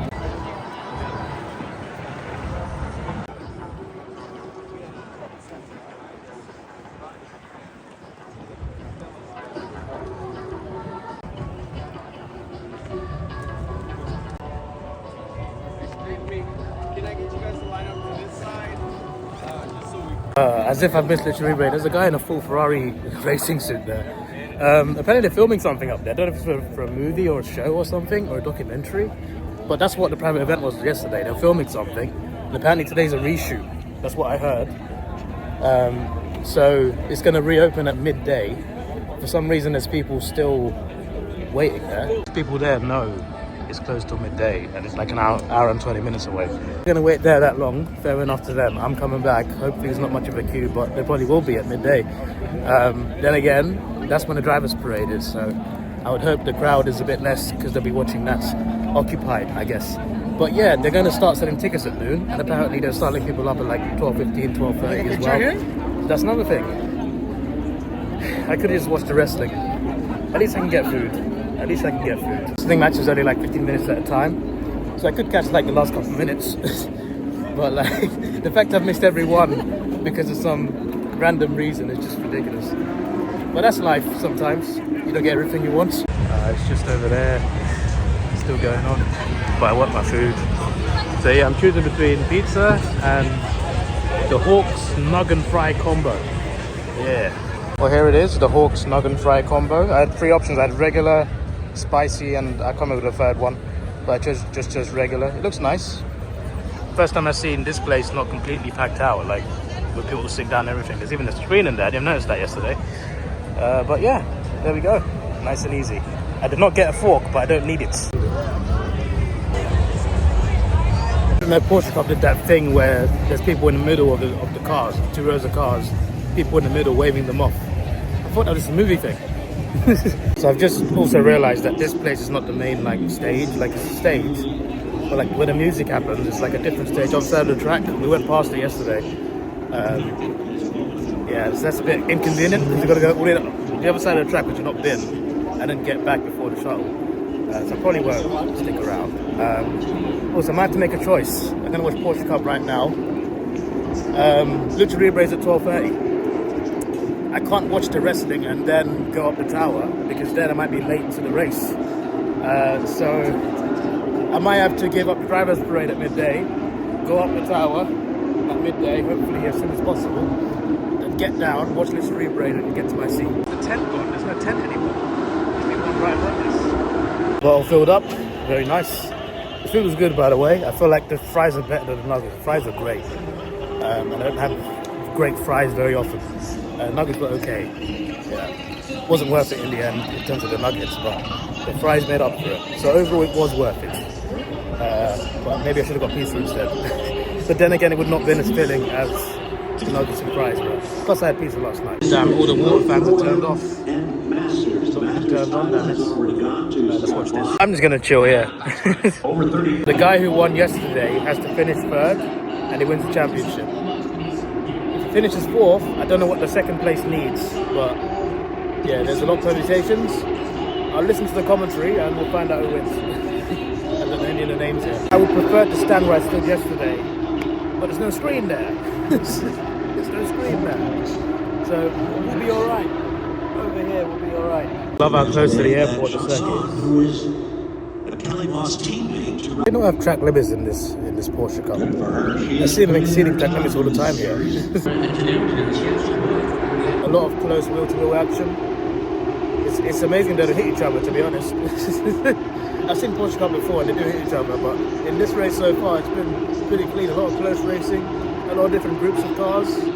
They're all like packs in different groups battling each other. It's fun. I don't know who any of the drivers are, but it's fun. I can't remember who it was yesterday who won the race either. I'm trying to look for his number. I think it was black and gold, 90-something number. Yeah, I'd like to see the big Ferrari flag. That's what we like. Good racing so far. There's been some contact, a couple of collisions, side to side. Another one where a guy went into the back of another guy. But no actual like spin outs or anything, just like little bumps. A little bit of, letting you know I'm there. There's one guy that got pushed off road though. There's one guy that got pushed off the track. But apart from that, it's been clean. But very interesting. A lot of cars closely together. Iron yard, black and gold. Well, it's been enough for the buzz before the weekend started. Dickinson. He's a Kiwi from New Zealand. Watching a low about New Zealand. They got a population of 6 million. That's less than London. That's insane. I knew it was more, didn't know it was that small. It's quite a big country land-wise. I mean, it's not that big, it's just that it's really long. So I just thought I had more people in it. What? It's a Turnpike Troubadours. They're meant to be the main event. And they're here right now. Well, it's pretty clear. What? At least to me that. But I want to go up the tower. Maybe this is the main stage. There was another stage. Maybe that's not in use. I don't know. It would help if they told you on the schedule, like where the music is. Because they tell you where the Q&As are. It's at the amphitheatre. They tell you where the things are. They don't tell you where the artists are performing. They just put the artists performing in what time they're performing. But maybe it's here. Ryan Yardley from Christchurch wins the Porsche. Perfect. Now I'm gonna go toilet and then the 20 minutes to the tower opens, so I'm gonna go stand in the queue. Oh, nice to use actual functioning toilets. Very good. Early on with my idea. Damn it. Such a long queue.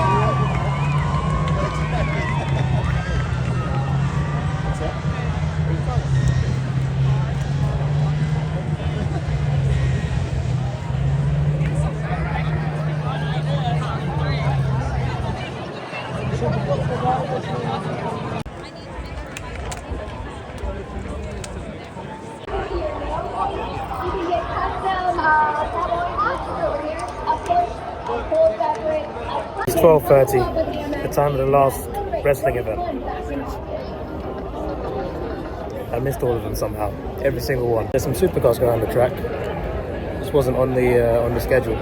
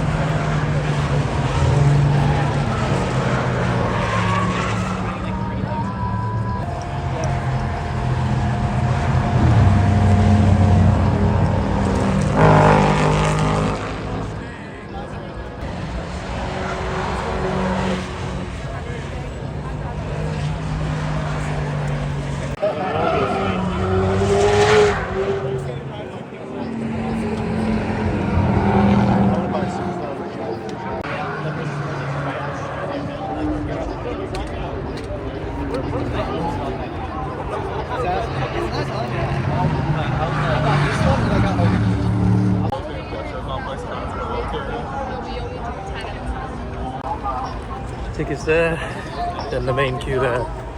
Elevator and stairs different queues. Elevator longer, but stairs obviously very tiring. I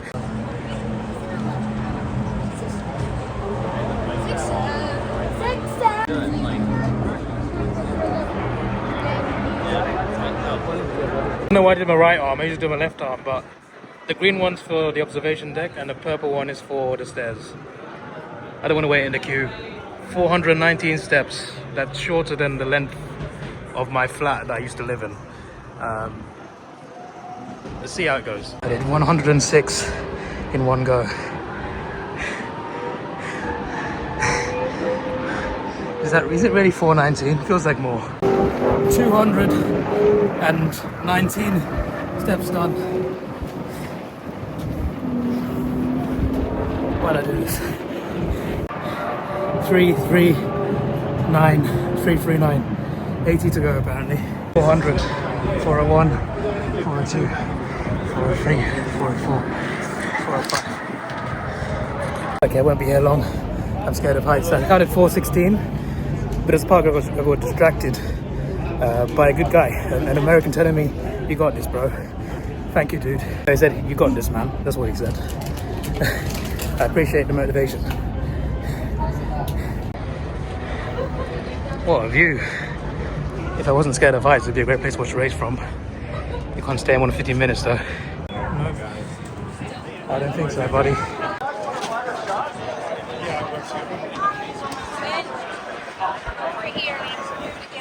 What?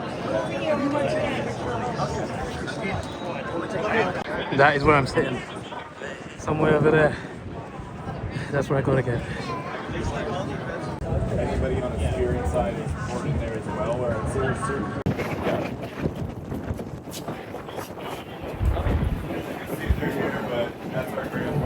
I don't want to step on the glass, so I'm trying to like see over the crowd.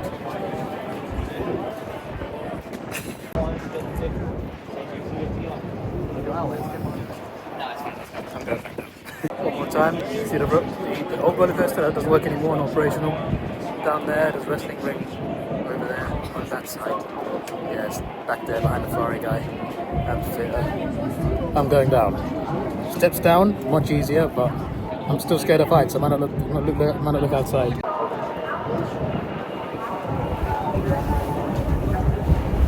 Much easier. Much easier, if you can hear me. Much easier.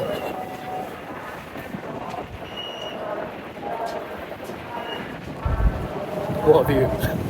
I wish I wasn't scared of heights. I really wish I wasn't. I'd enjoy so much more in life. So much more. I don't know what it is, because like when you're on the concrete, you're on the same platform that's sticking out. You're on the same platform that's sticking out in the concrete. And I don't get scared. As soon as I see the glass, I start to get paranoid. Also why I don't go next to the edge too much, because I just get paranoid of that, unless there's windows. If there's windows, I go right to the edge. Obviously, there's no windows either.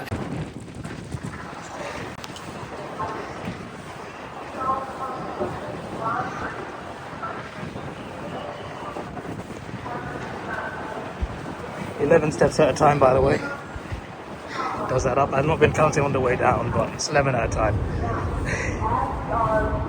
What a track. That looks cool. Now there's no queue outside. There is a queue just inside, to be fair. It's just transferred, I guess. But yeah, what time is it? 1:07. I got 37 minutes.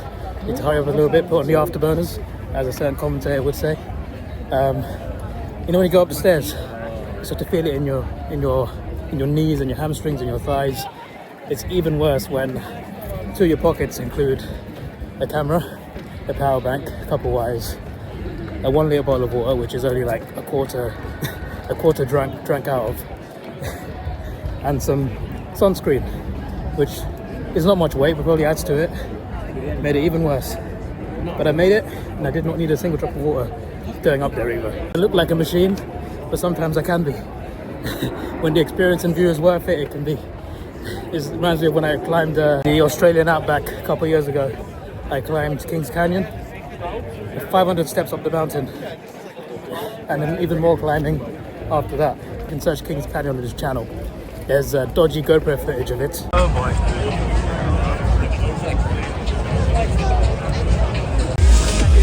Sam Messi, that's not your name. And there's only so big. Well, that's nice. They're doing some places. Almost there, we're almost there. Almost there. 117, made good time. I was dipping and weaving like I was playing F125 on lap 1 in career mode. With 70 AI and full assist on, because I'm terrible. But still, that's what I felt like. Just getting through the crowd quickly. We made it. Gonna go to the toilet just in case. Hopefully it's not too bad. 119, it's bad. There is no short queue this time. I've seen Barcelona and a Fiorentina shirt. 26, my section is right ahead of me. Let me just get through this crowd. At least the toilet had facilities available in there. Still smelly though, as you would expect. I like my ticket this time, because they're stricter on race day. Probably similar to Silverstone. Silverstone, they just let anyone in to any stand. Maybe it's similar, I don't know, I haven't looked into it. The way the toilets are, the lines are organized, man. Sometimes you have like 4 lines in a row saying 1 cubicle each. And then the next 2 rows have 2 each. And it's just like, it's so unorganized. And luckily I was behind like 4 guys, so it moved a bit quicker. But my days. 1 cubicle per line for like four lines is not the one. If I was just 2 queues over, I would have been in a 2 cubicle one. It's fine. 15 minutes left until the national anthem. Gone to the toilet. Very dehydrated as well, but we're here. Let's enjoy the race.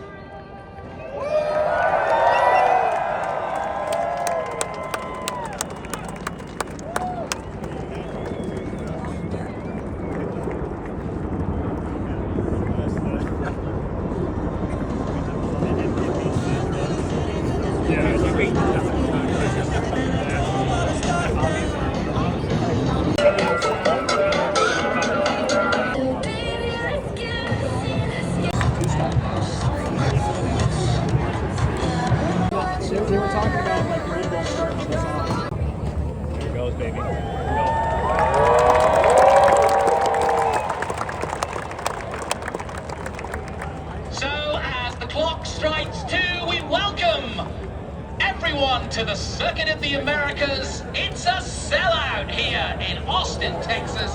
Welcome one and all. You are part of perhaps the biggest crowd ever in Formula One history, and you're certainly part of the biggest sporting event in America right now, if not the world. Welcome to US Grand Prix. This is round 19 of 24 here in Austin. Max Verstappen, the world champion, won Saturday's sprint from pole, and the Dutchman also starts on pole today for the Grand Prix from Lando Norris, who of course is chasing Oscar Piastri, which is the big story coming into this race, who starts in 6th place. I'm Jonathan Green, and alongside me as has been the rest of the weekend, Chris Medland, who we just heard from on the grid and was out there talking to Cadillac. We'll hear about that.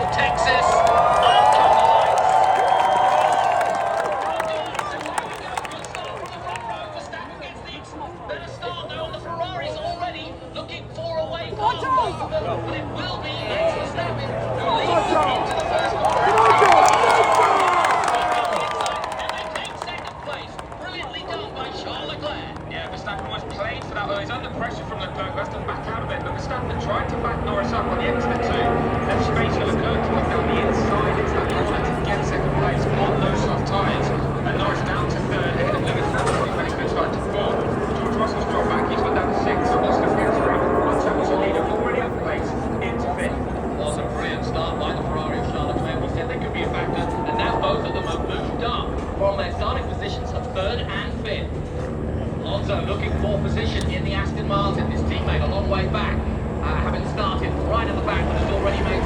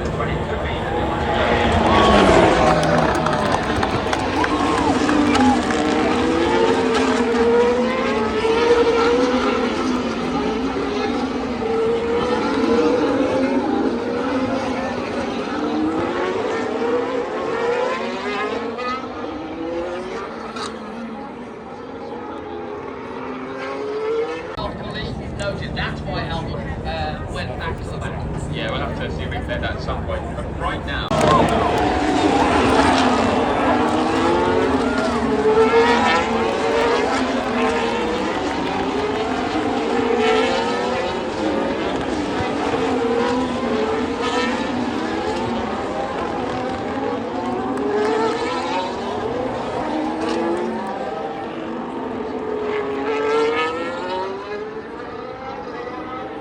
As to how they can kind of get some consistency, because sometimes they're competitive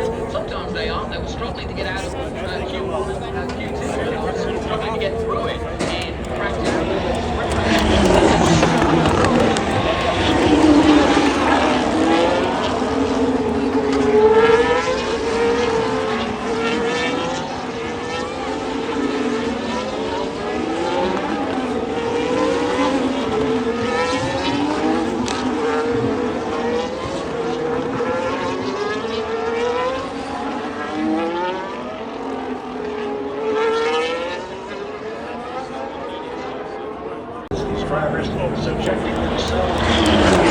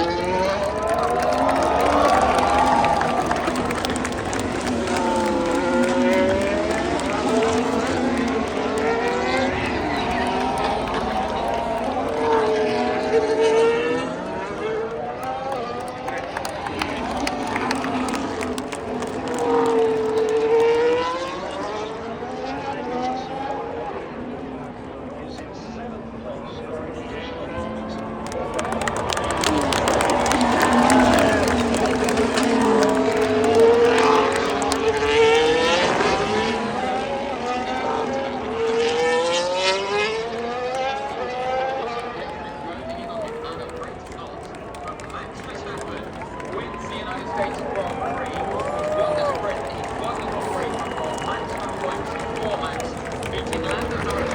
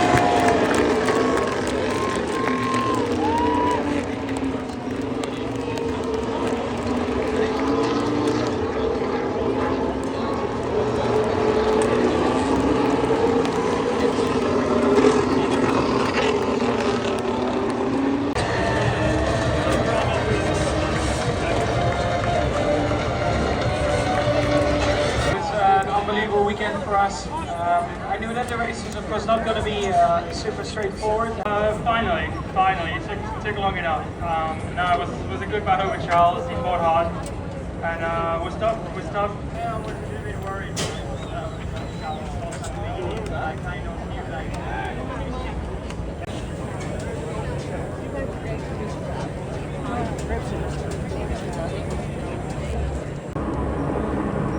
Win this year. He won the sprint yesterday.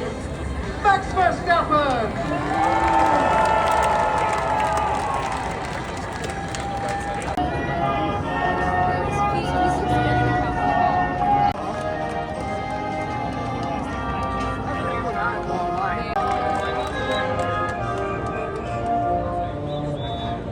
Podium this year. His fourth Grand Prix win here. Congratulations to him, and he is now presented. Well done to Charles Leclerc. Congratulations, gentlemen.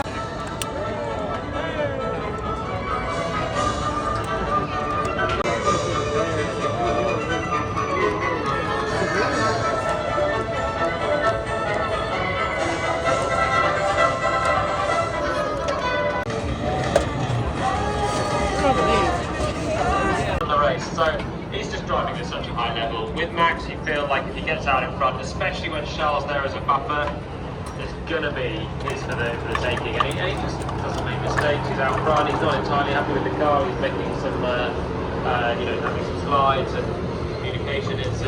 It's now 4:03. To be honest, I'm craving a soft drink. I'm craving a slush. I'm craving just cold liquids right now. That was insane, man. A lot happened. Leclerc was incredible today. I know he didn't quite keep second place in the end, but the way he was defending in that first stint against Lando Norris was incredible. It was so good, holding him off so well. He didn't quite get there, and behind him was Lewis. I was just like, Lewis, catch up, Lewis. Catch up, Lewis, damn it. He had Leclerc and Norris fighting in front of him, and he didn't have the pace to catch up to them, and it was so frustrating. And when Norris finally overtakes Leclerc, that's when Hamilton catches up. Then the two Ferraris battle. I'm just like, oh no, please just don't crash into each other. You can fight, just don't crash into each other. And they didn't, but they had a bit of a coming together. They didn't make contact, but it was pretty dangerous driving from the two of them. And then Leclerc pitted. After Leclerc pitted and he came out, oh my days, the overtakes he was doing, and they kept Lewis out. Most of the cars stayed out. Leclerc pitting early was like, he started on soft, so he had to pit early. But most cars stayed out quite a lengthy period. But because Lewis stayed out so long, Leclerc was gaining seconds on him. So by the time Lewis pitted, Leclerc was guaranteed to overtake him. And that's fine. That's just they chose different strategies. Leclerc chose a different strategy. Everyone else started on medium. Leclerc started on soft stabs, madman, but it worked. So yeah, the overtakes Leclerc was making after he pitted was incredible. He was working his way up the pack against cars that had not pitted yet, so that was great. Colapinto had a lot of drama. He got taken out by Sainz. Sainz then damaged his car too much from that crash. And some of the overtakes Colapinto was making as well into turn 12, just like Leclerc was incredible. A lot of the overtaking action was into our turn. I'm sorry I couldn't film most of the overtakes. There's a lot of overtakes that I just didn't film.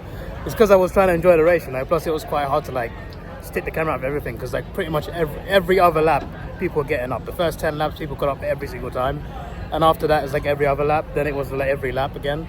So it was hard to like, I just like stick the camera up and in front just to like get clips when I was just trying to enjoy the race.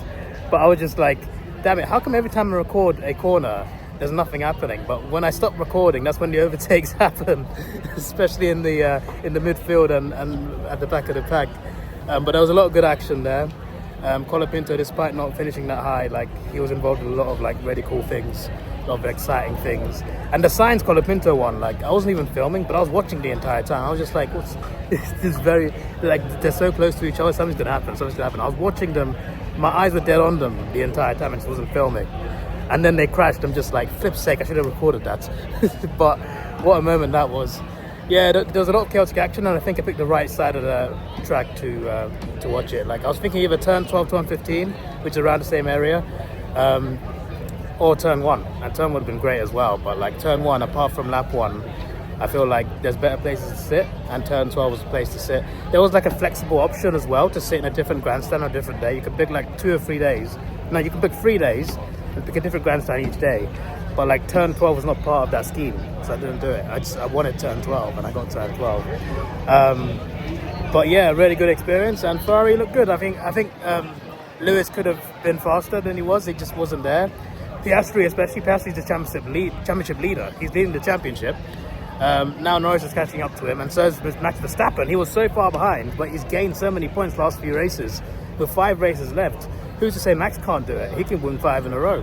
He's that good. He's good enough to do it. Plus Red Bull have fixed their car now since the summer break, so they look incredible. So, and George Russell could ruffle some feathers in the next few rounds as well. So a lot can happen. But I was surprised by Oscar Piastri. I guess he's not comfortable on this track, because I wouldn't put it down to any like car faults. He was just not comfortable on this track. He did not have the pace. He needs to improve on today if he wants to win this championship. He is still leading, but not by many points now. So he needs to push on, because today was not the race for him. Like Lewis himself was so far behind second and third, and then Piastri was so far behind Lewis, and he was just like I think the gap between Piastri and Lewis is bigger than the gap between Lewis and third place. And the gap between Lewis and third place is already pretty big. And Russell, the gap to Russell from Piastri was closing in at some point. At one point, a couple points in the race, but thankfully for Piastri, it didn't go that way. But Norris gained a place in second position.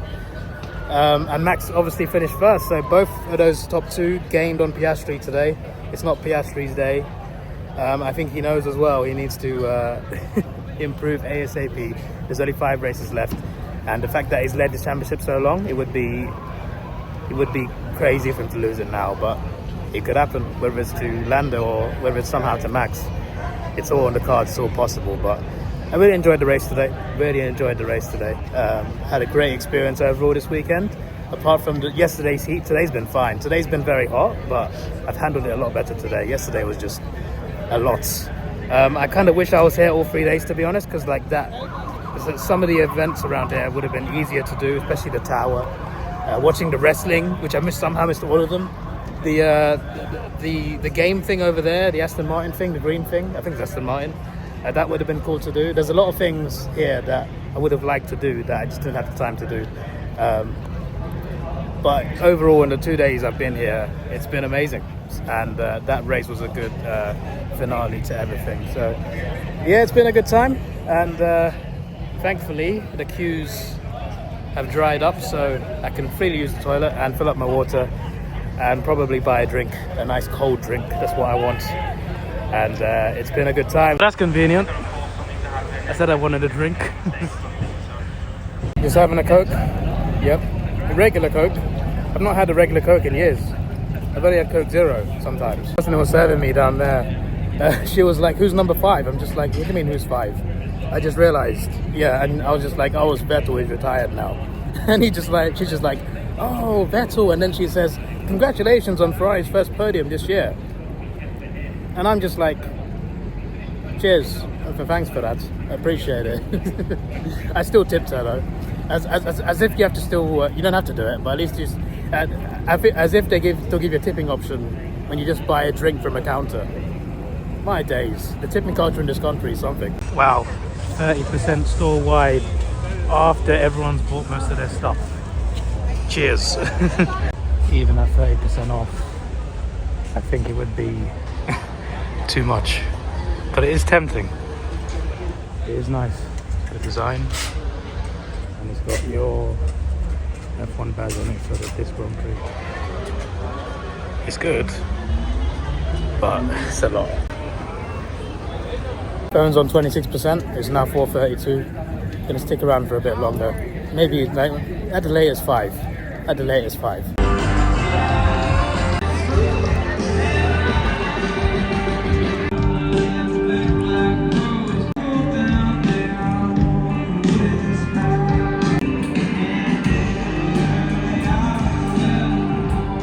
Proud for more European team spotting. I spotted an Arsenal cap, another Arsenal fan. I've seen Boca Juniors and another Barcelona. Also, I have given in. I saw the 30% off. I thought to myself, you know what, fine. I bought the F1 75th anniversary cap. Yeah, not bad. Not bad at all. I like how they overlaid with each other, the 4 logos. Since 1950. That is racing heritage. Came to 56.83 with the 30% off. You want to guess how much? If you don't know, if you're not good at maths, basically the 75th anniversary cap. Guess the price. Come on. You don't have to be good at maths. You have to be a genius. It's on the screen. You guessed it. $75. Wow, typical. I wonder why they charge that much. But yeah, $56. I was considering, like, you know that $100 Texas cap? I was considering looking at that, but they're sold out everywhere. Everyone's bought them now, especially at 30% off, so fair enough. I thought to myself, you know what? I got enough souvenirs from COTA anyway. I might as well get this. It works. So there you go. I don't need a bag for that either. So I got like an Amex partnership here at the track, so if you buy merch with your Amex card, which I have got, you get like 10% back or something. So and you get extra points, I think, as well. Speaking of Amex, there we are. So I'm curious to see how that purchase works. I'll check my card, see what happens, see what benefits I got out of that. But yeah, I just thought, you know what, I got my Amex card with me. Let me just pay with that, see what happens. We are now at the exit. Thank you for coming. Yeah, thank you. It's been fun. It's 4:55, so qualifying was almost finishing this time yesterday. So we're leaving just before that time, but with a lot less of a crowd because most people are left by now. Oh no, waiting this long did not matter. It's been an hour now. The queue was like up to there last time. This time it stretches all the way to the gates. Brilliant, absolutely brilliant. Waiting made no difference to me. Then you got all of that in the middle, going to either the car park or getting Uber, Lyft, whatever the rideshare option you take. It would be so packed in there, you'd wait ages for an Uber. And on top of that, imagine the price. I reckon at least $100, at least. Or wait in that for a much cheaper shuttle. It's convenient and it will move, but my word, is it long. I thought it wouldn't be as bad. To be fair, this still doesn't look as bad as Barcelona did. Barcelona waiting for the train after that race. Now that was something. The Dutch Grand Prix was pretty bad too, so was Australia. But those ones are just waiting for trains and trams. This one should be more routine. It shouldn't be as bad. So it'll be all right. If I need a toilet, I've drank a little too much. I've just been to the toilet, but if I need it again, that's going to be a problem. Might have to hold it for a while. But I'll wait in the queue. So far back that it cuts back this way. So it just goes to the entrance and bends round again. That's funny. apparently cut in. It actually goes from here. My days, it's even longer than I said. It goes here, then it goes round back there, then it goes round there, all the way down there and right. Oh, and left, I mean. Oh my days. Apparently it goes beyond the gates. Oh my days. First, every time you look, you go back in the venue, turn around and sign. That's where it turns around.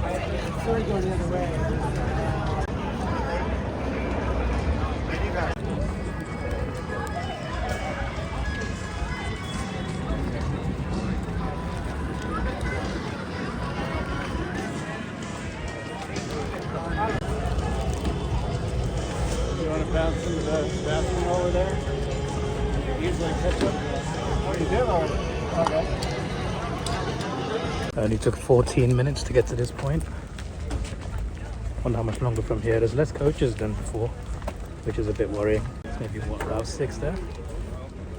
That's not good. Just got one. Only 4.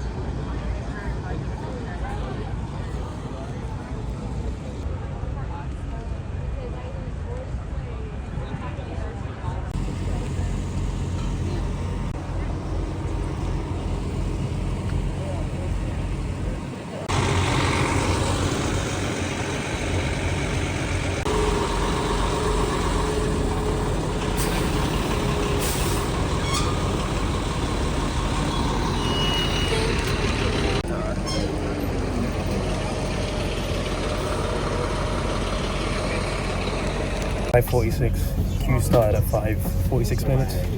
Would have easily been under half an hour if there were coaches available, but waiting for coaches. Got there in the end. At least they got here. If it was like yesterday, below half an hour. But it's fine. You know what I mean? Like back there, like, you know what I mean? Like already, it's totally good. It's like it's just at the end of the like for ETX.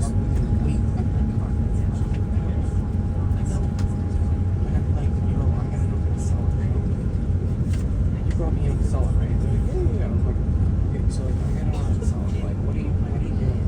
Because you're happy with it. Like, that's not how this game works. It's like,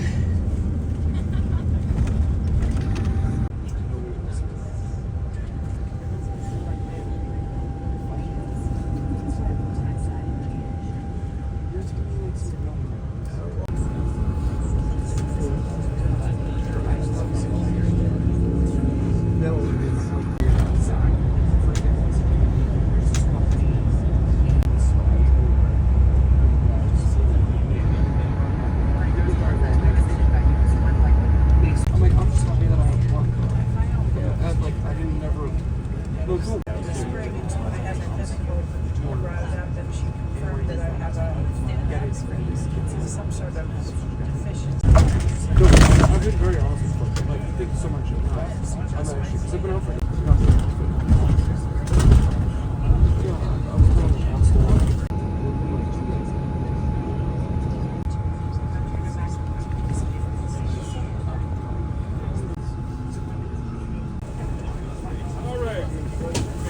And we are back. Back where the shuttle started. Oh, that's nice. This is the area I didn't show you last time. Where you go here, there's ride share through there. You go down there, there's taxi drivers and there's people in those little bicycle thingies asking for rides. It's a 56-minute journey, so not too bad. I sat next to like a middle-aged American guy, and this is his first race. So he talked about Leclerc for a bit because he was very impressed by how he defended against Norris. Even though Norris got there in the end. It was good talking to him about some of the race, so that was fun. I was talking to him about the races I've been to. He asked if it was my first time. I said no. The first time at Austin, yes, but not F1. So I mentioned a couple of tracks that I've been to, and he's just like, he said he would love to do like every track in one go, just March to December, just hardcore, go to every race. I'd do that too if I was a millionaire, or if I was just rich. Like that's something he would love to do, and I'm just like, I would love to do it too, but I ain't got the money. But it was fun talking about that and stuff. So yeah, it was his first. He was very giddy about it. Like it's his first time at F1, and he had a great time. So yeah, it was some good racing today, and that was great. Sure. You need a ride? We got room for everybody. Let's go. Those are free apparently. I don't trust it. Funded by Cadillac apparently. Those things go, to be fair. I didn't when I go past it. That thing is actually quite fast.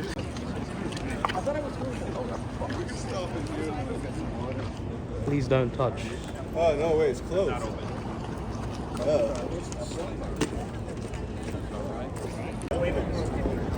What's going on over here?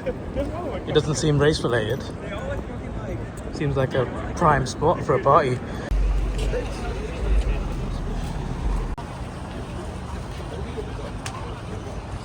The Marriott over there, Hilton Garden Inn. There are a lot of hotels for this weekend, like even like in January, and it was just so high.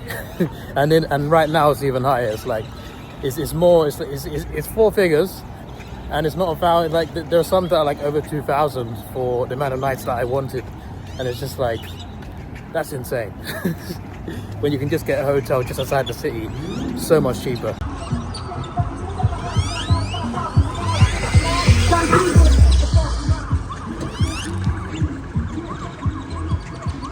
They are pretty fast. Still don't trust it's free. I feel like they'll say it's free and then they'll say we require a tip at the end. That's how they will make money. I don't know. I just don't trust it enough. There are a lot of food trucks in Austin. Not any open at the moment though. It's Sunday evening. Why am I on this street? Seen a nice, well, based on reviews online, I've seen a Korean place. Never tried Korean food, so I feel like it might be a good time to try it. Someone's nicked the ATM. They have these random ATMs, just portable ones, just outside. Someone just nicked this one. Oh my days, that spider scared the crap out of me a little bit. I stopped filming and then I saw that. Got some stand-up comedy in this place, you know. I'm sure it's funny when it's open. Coriente. I heard it's good. Hopefully it is. Red Coach. Cheers, Jeff. All right. Let's see what this place is about.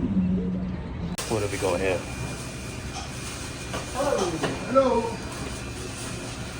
Oh, you got triple dipper. Okay, Andre will definitely.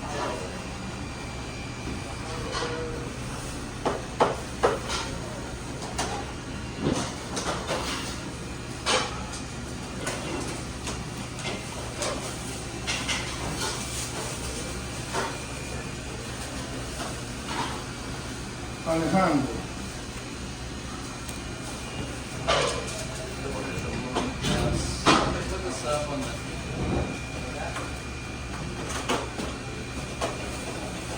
No green? Yep. I ordered bottled water as part of my order, and I got this. Not bad. I've still got this one, which is mostly full. I spent $9 on that bottle yesterday.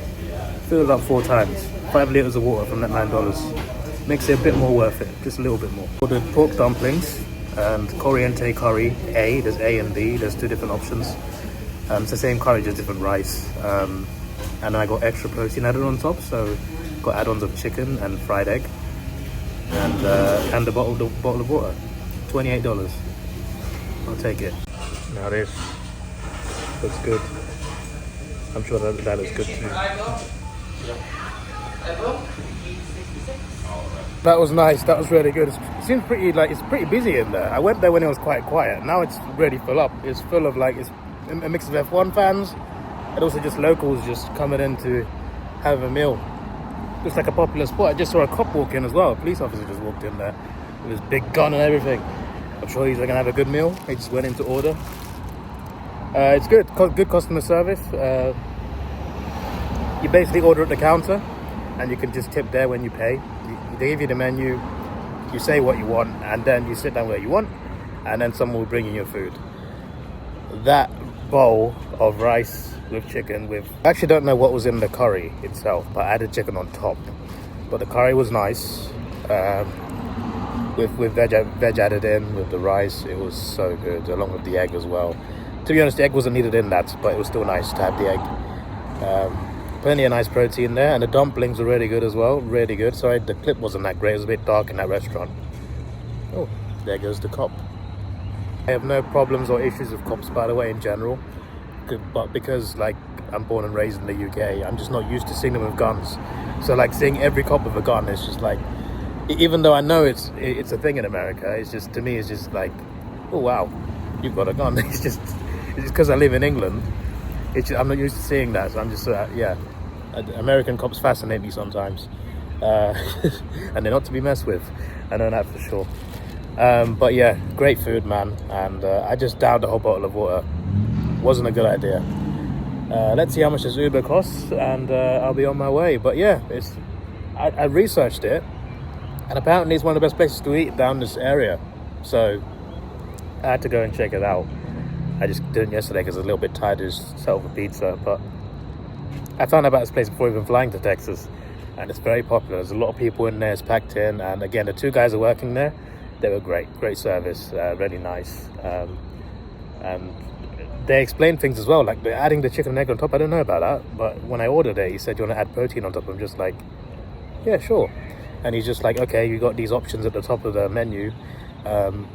And you might have seen it when I filmed the menu. There's it says chicken, fried egg. What on earth?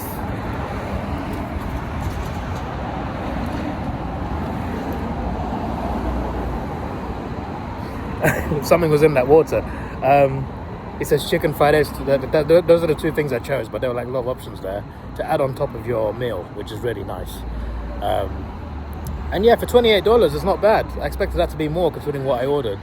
But it was very filling as well. Even before, I ate dumplings last, and even at that point I was starting to get full. And I'm just can I finish these dumplings? I only just about could. Then I downed most of the water bottle because I already drank a little bit. Oh well. So yeah, there we go. I'm gonna order my Uber now, and hopefully it is not too expensive. Should be under a tenner based on yesterday. $15.09. It's almost double yesterday's thing. I guess Sunday night is a more premium time. The sidebar over there looks fun. I'm sure it's nice in there. Sorry, I'm getting full up, so I'm struggling to talk right now. The food's barely gone down. So good, so damn good. So something weird just happened. Uber just matched me with a WAYMO vehicle. Just matched me with a car. It's an automated car, no driver. And they said, you want to take this trip? And I had a choice. And I thought, you know what? Yeah, let's have an automated car back to the hotel. This should be a fun trip. I don't know if I trust it, but I've agreed to it now. It said meet at Barbarella, which is around here. Yeah, so I'm waiting here at Barbarella. You seen it? I've seen the clip before. I just saw a photo of one of them. It was a white car with it looked like cameras on it, driving past. I thought that was just a CCTV security sort of thing. Apparently it's a taxi that doesn't have a driver. Nice and quiet on Sunday evening. Right, here goes. I bloody hope it's good. Just press unlock vehicle 3D app and it's unlocked. Hello, David. Hello. This feels like Detroit Become Human, bro. If you played that game. Oh boy. Hello from WAYMO. As we get going, just give us 1 Help. minute to cover a few riding tips. This experience may feel more, but our microphones are only on when you're connected to rider support. So sing your heart out. We can't hear you. You can also use the app.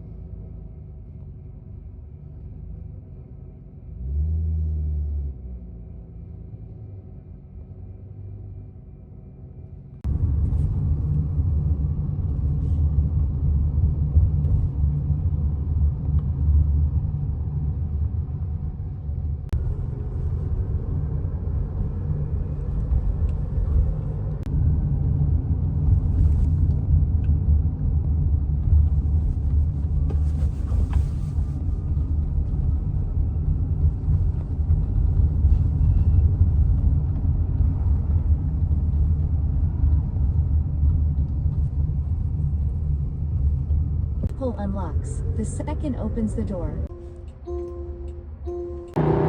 Well, that wasn't terrifying at all.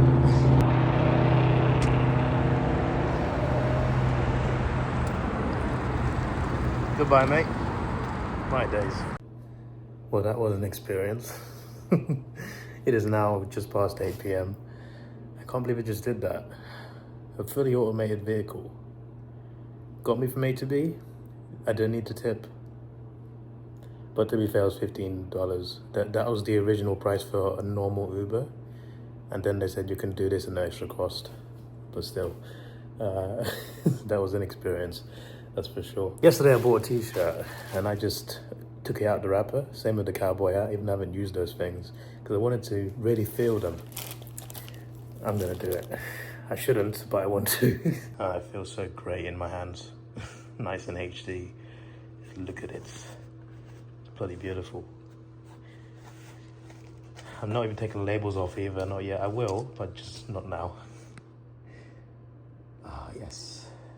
Next vlog, I've got a tour in the afternoon. I don't know if the vlog will be the day after this one or it'll be the day after that. It might be a day behind. I might give the F1 vlog a bit more time. But yeah, I expect at least a couple more vlogs. Doing some other stuff, not related to F1 of course. But I did see that F1 shop that we went past.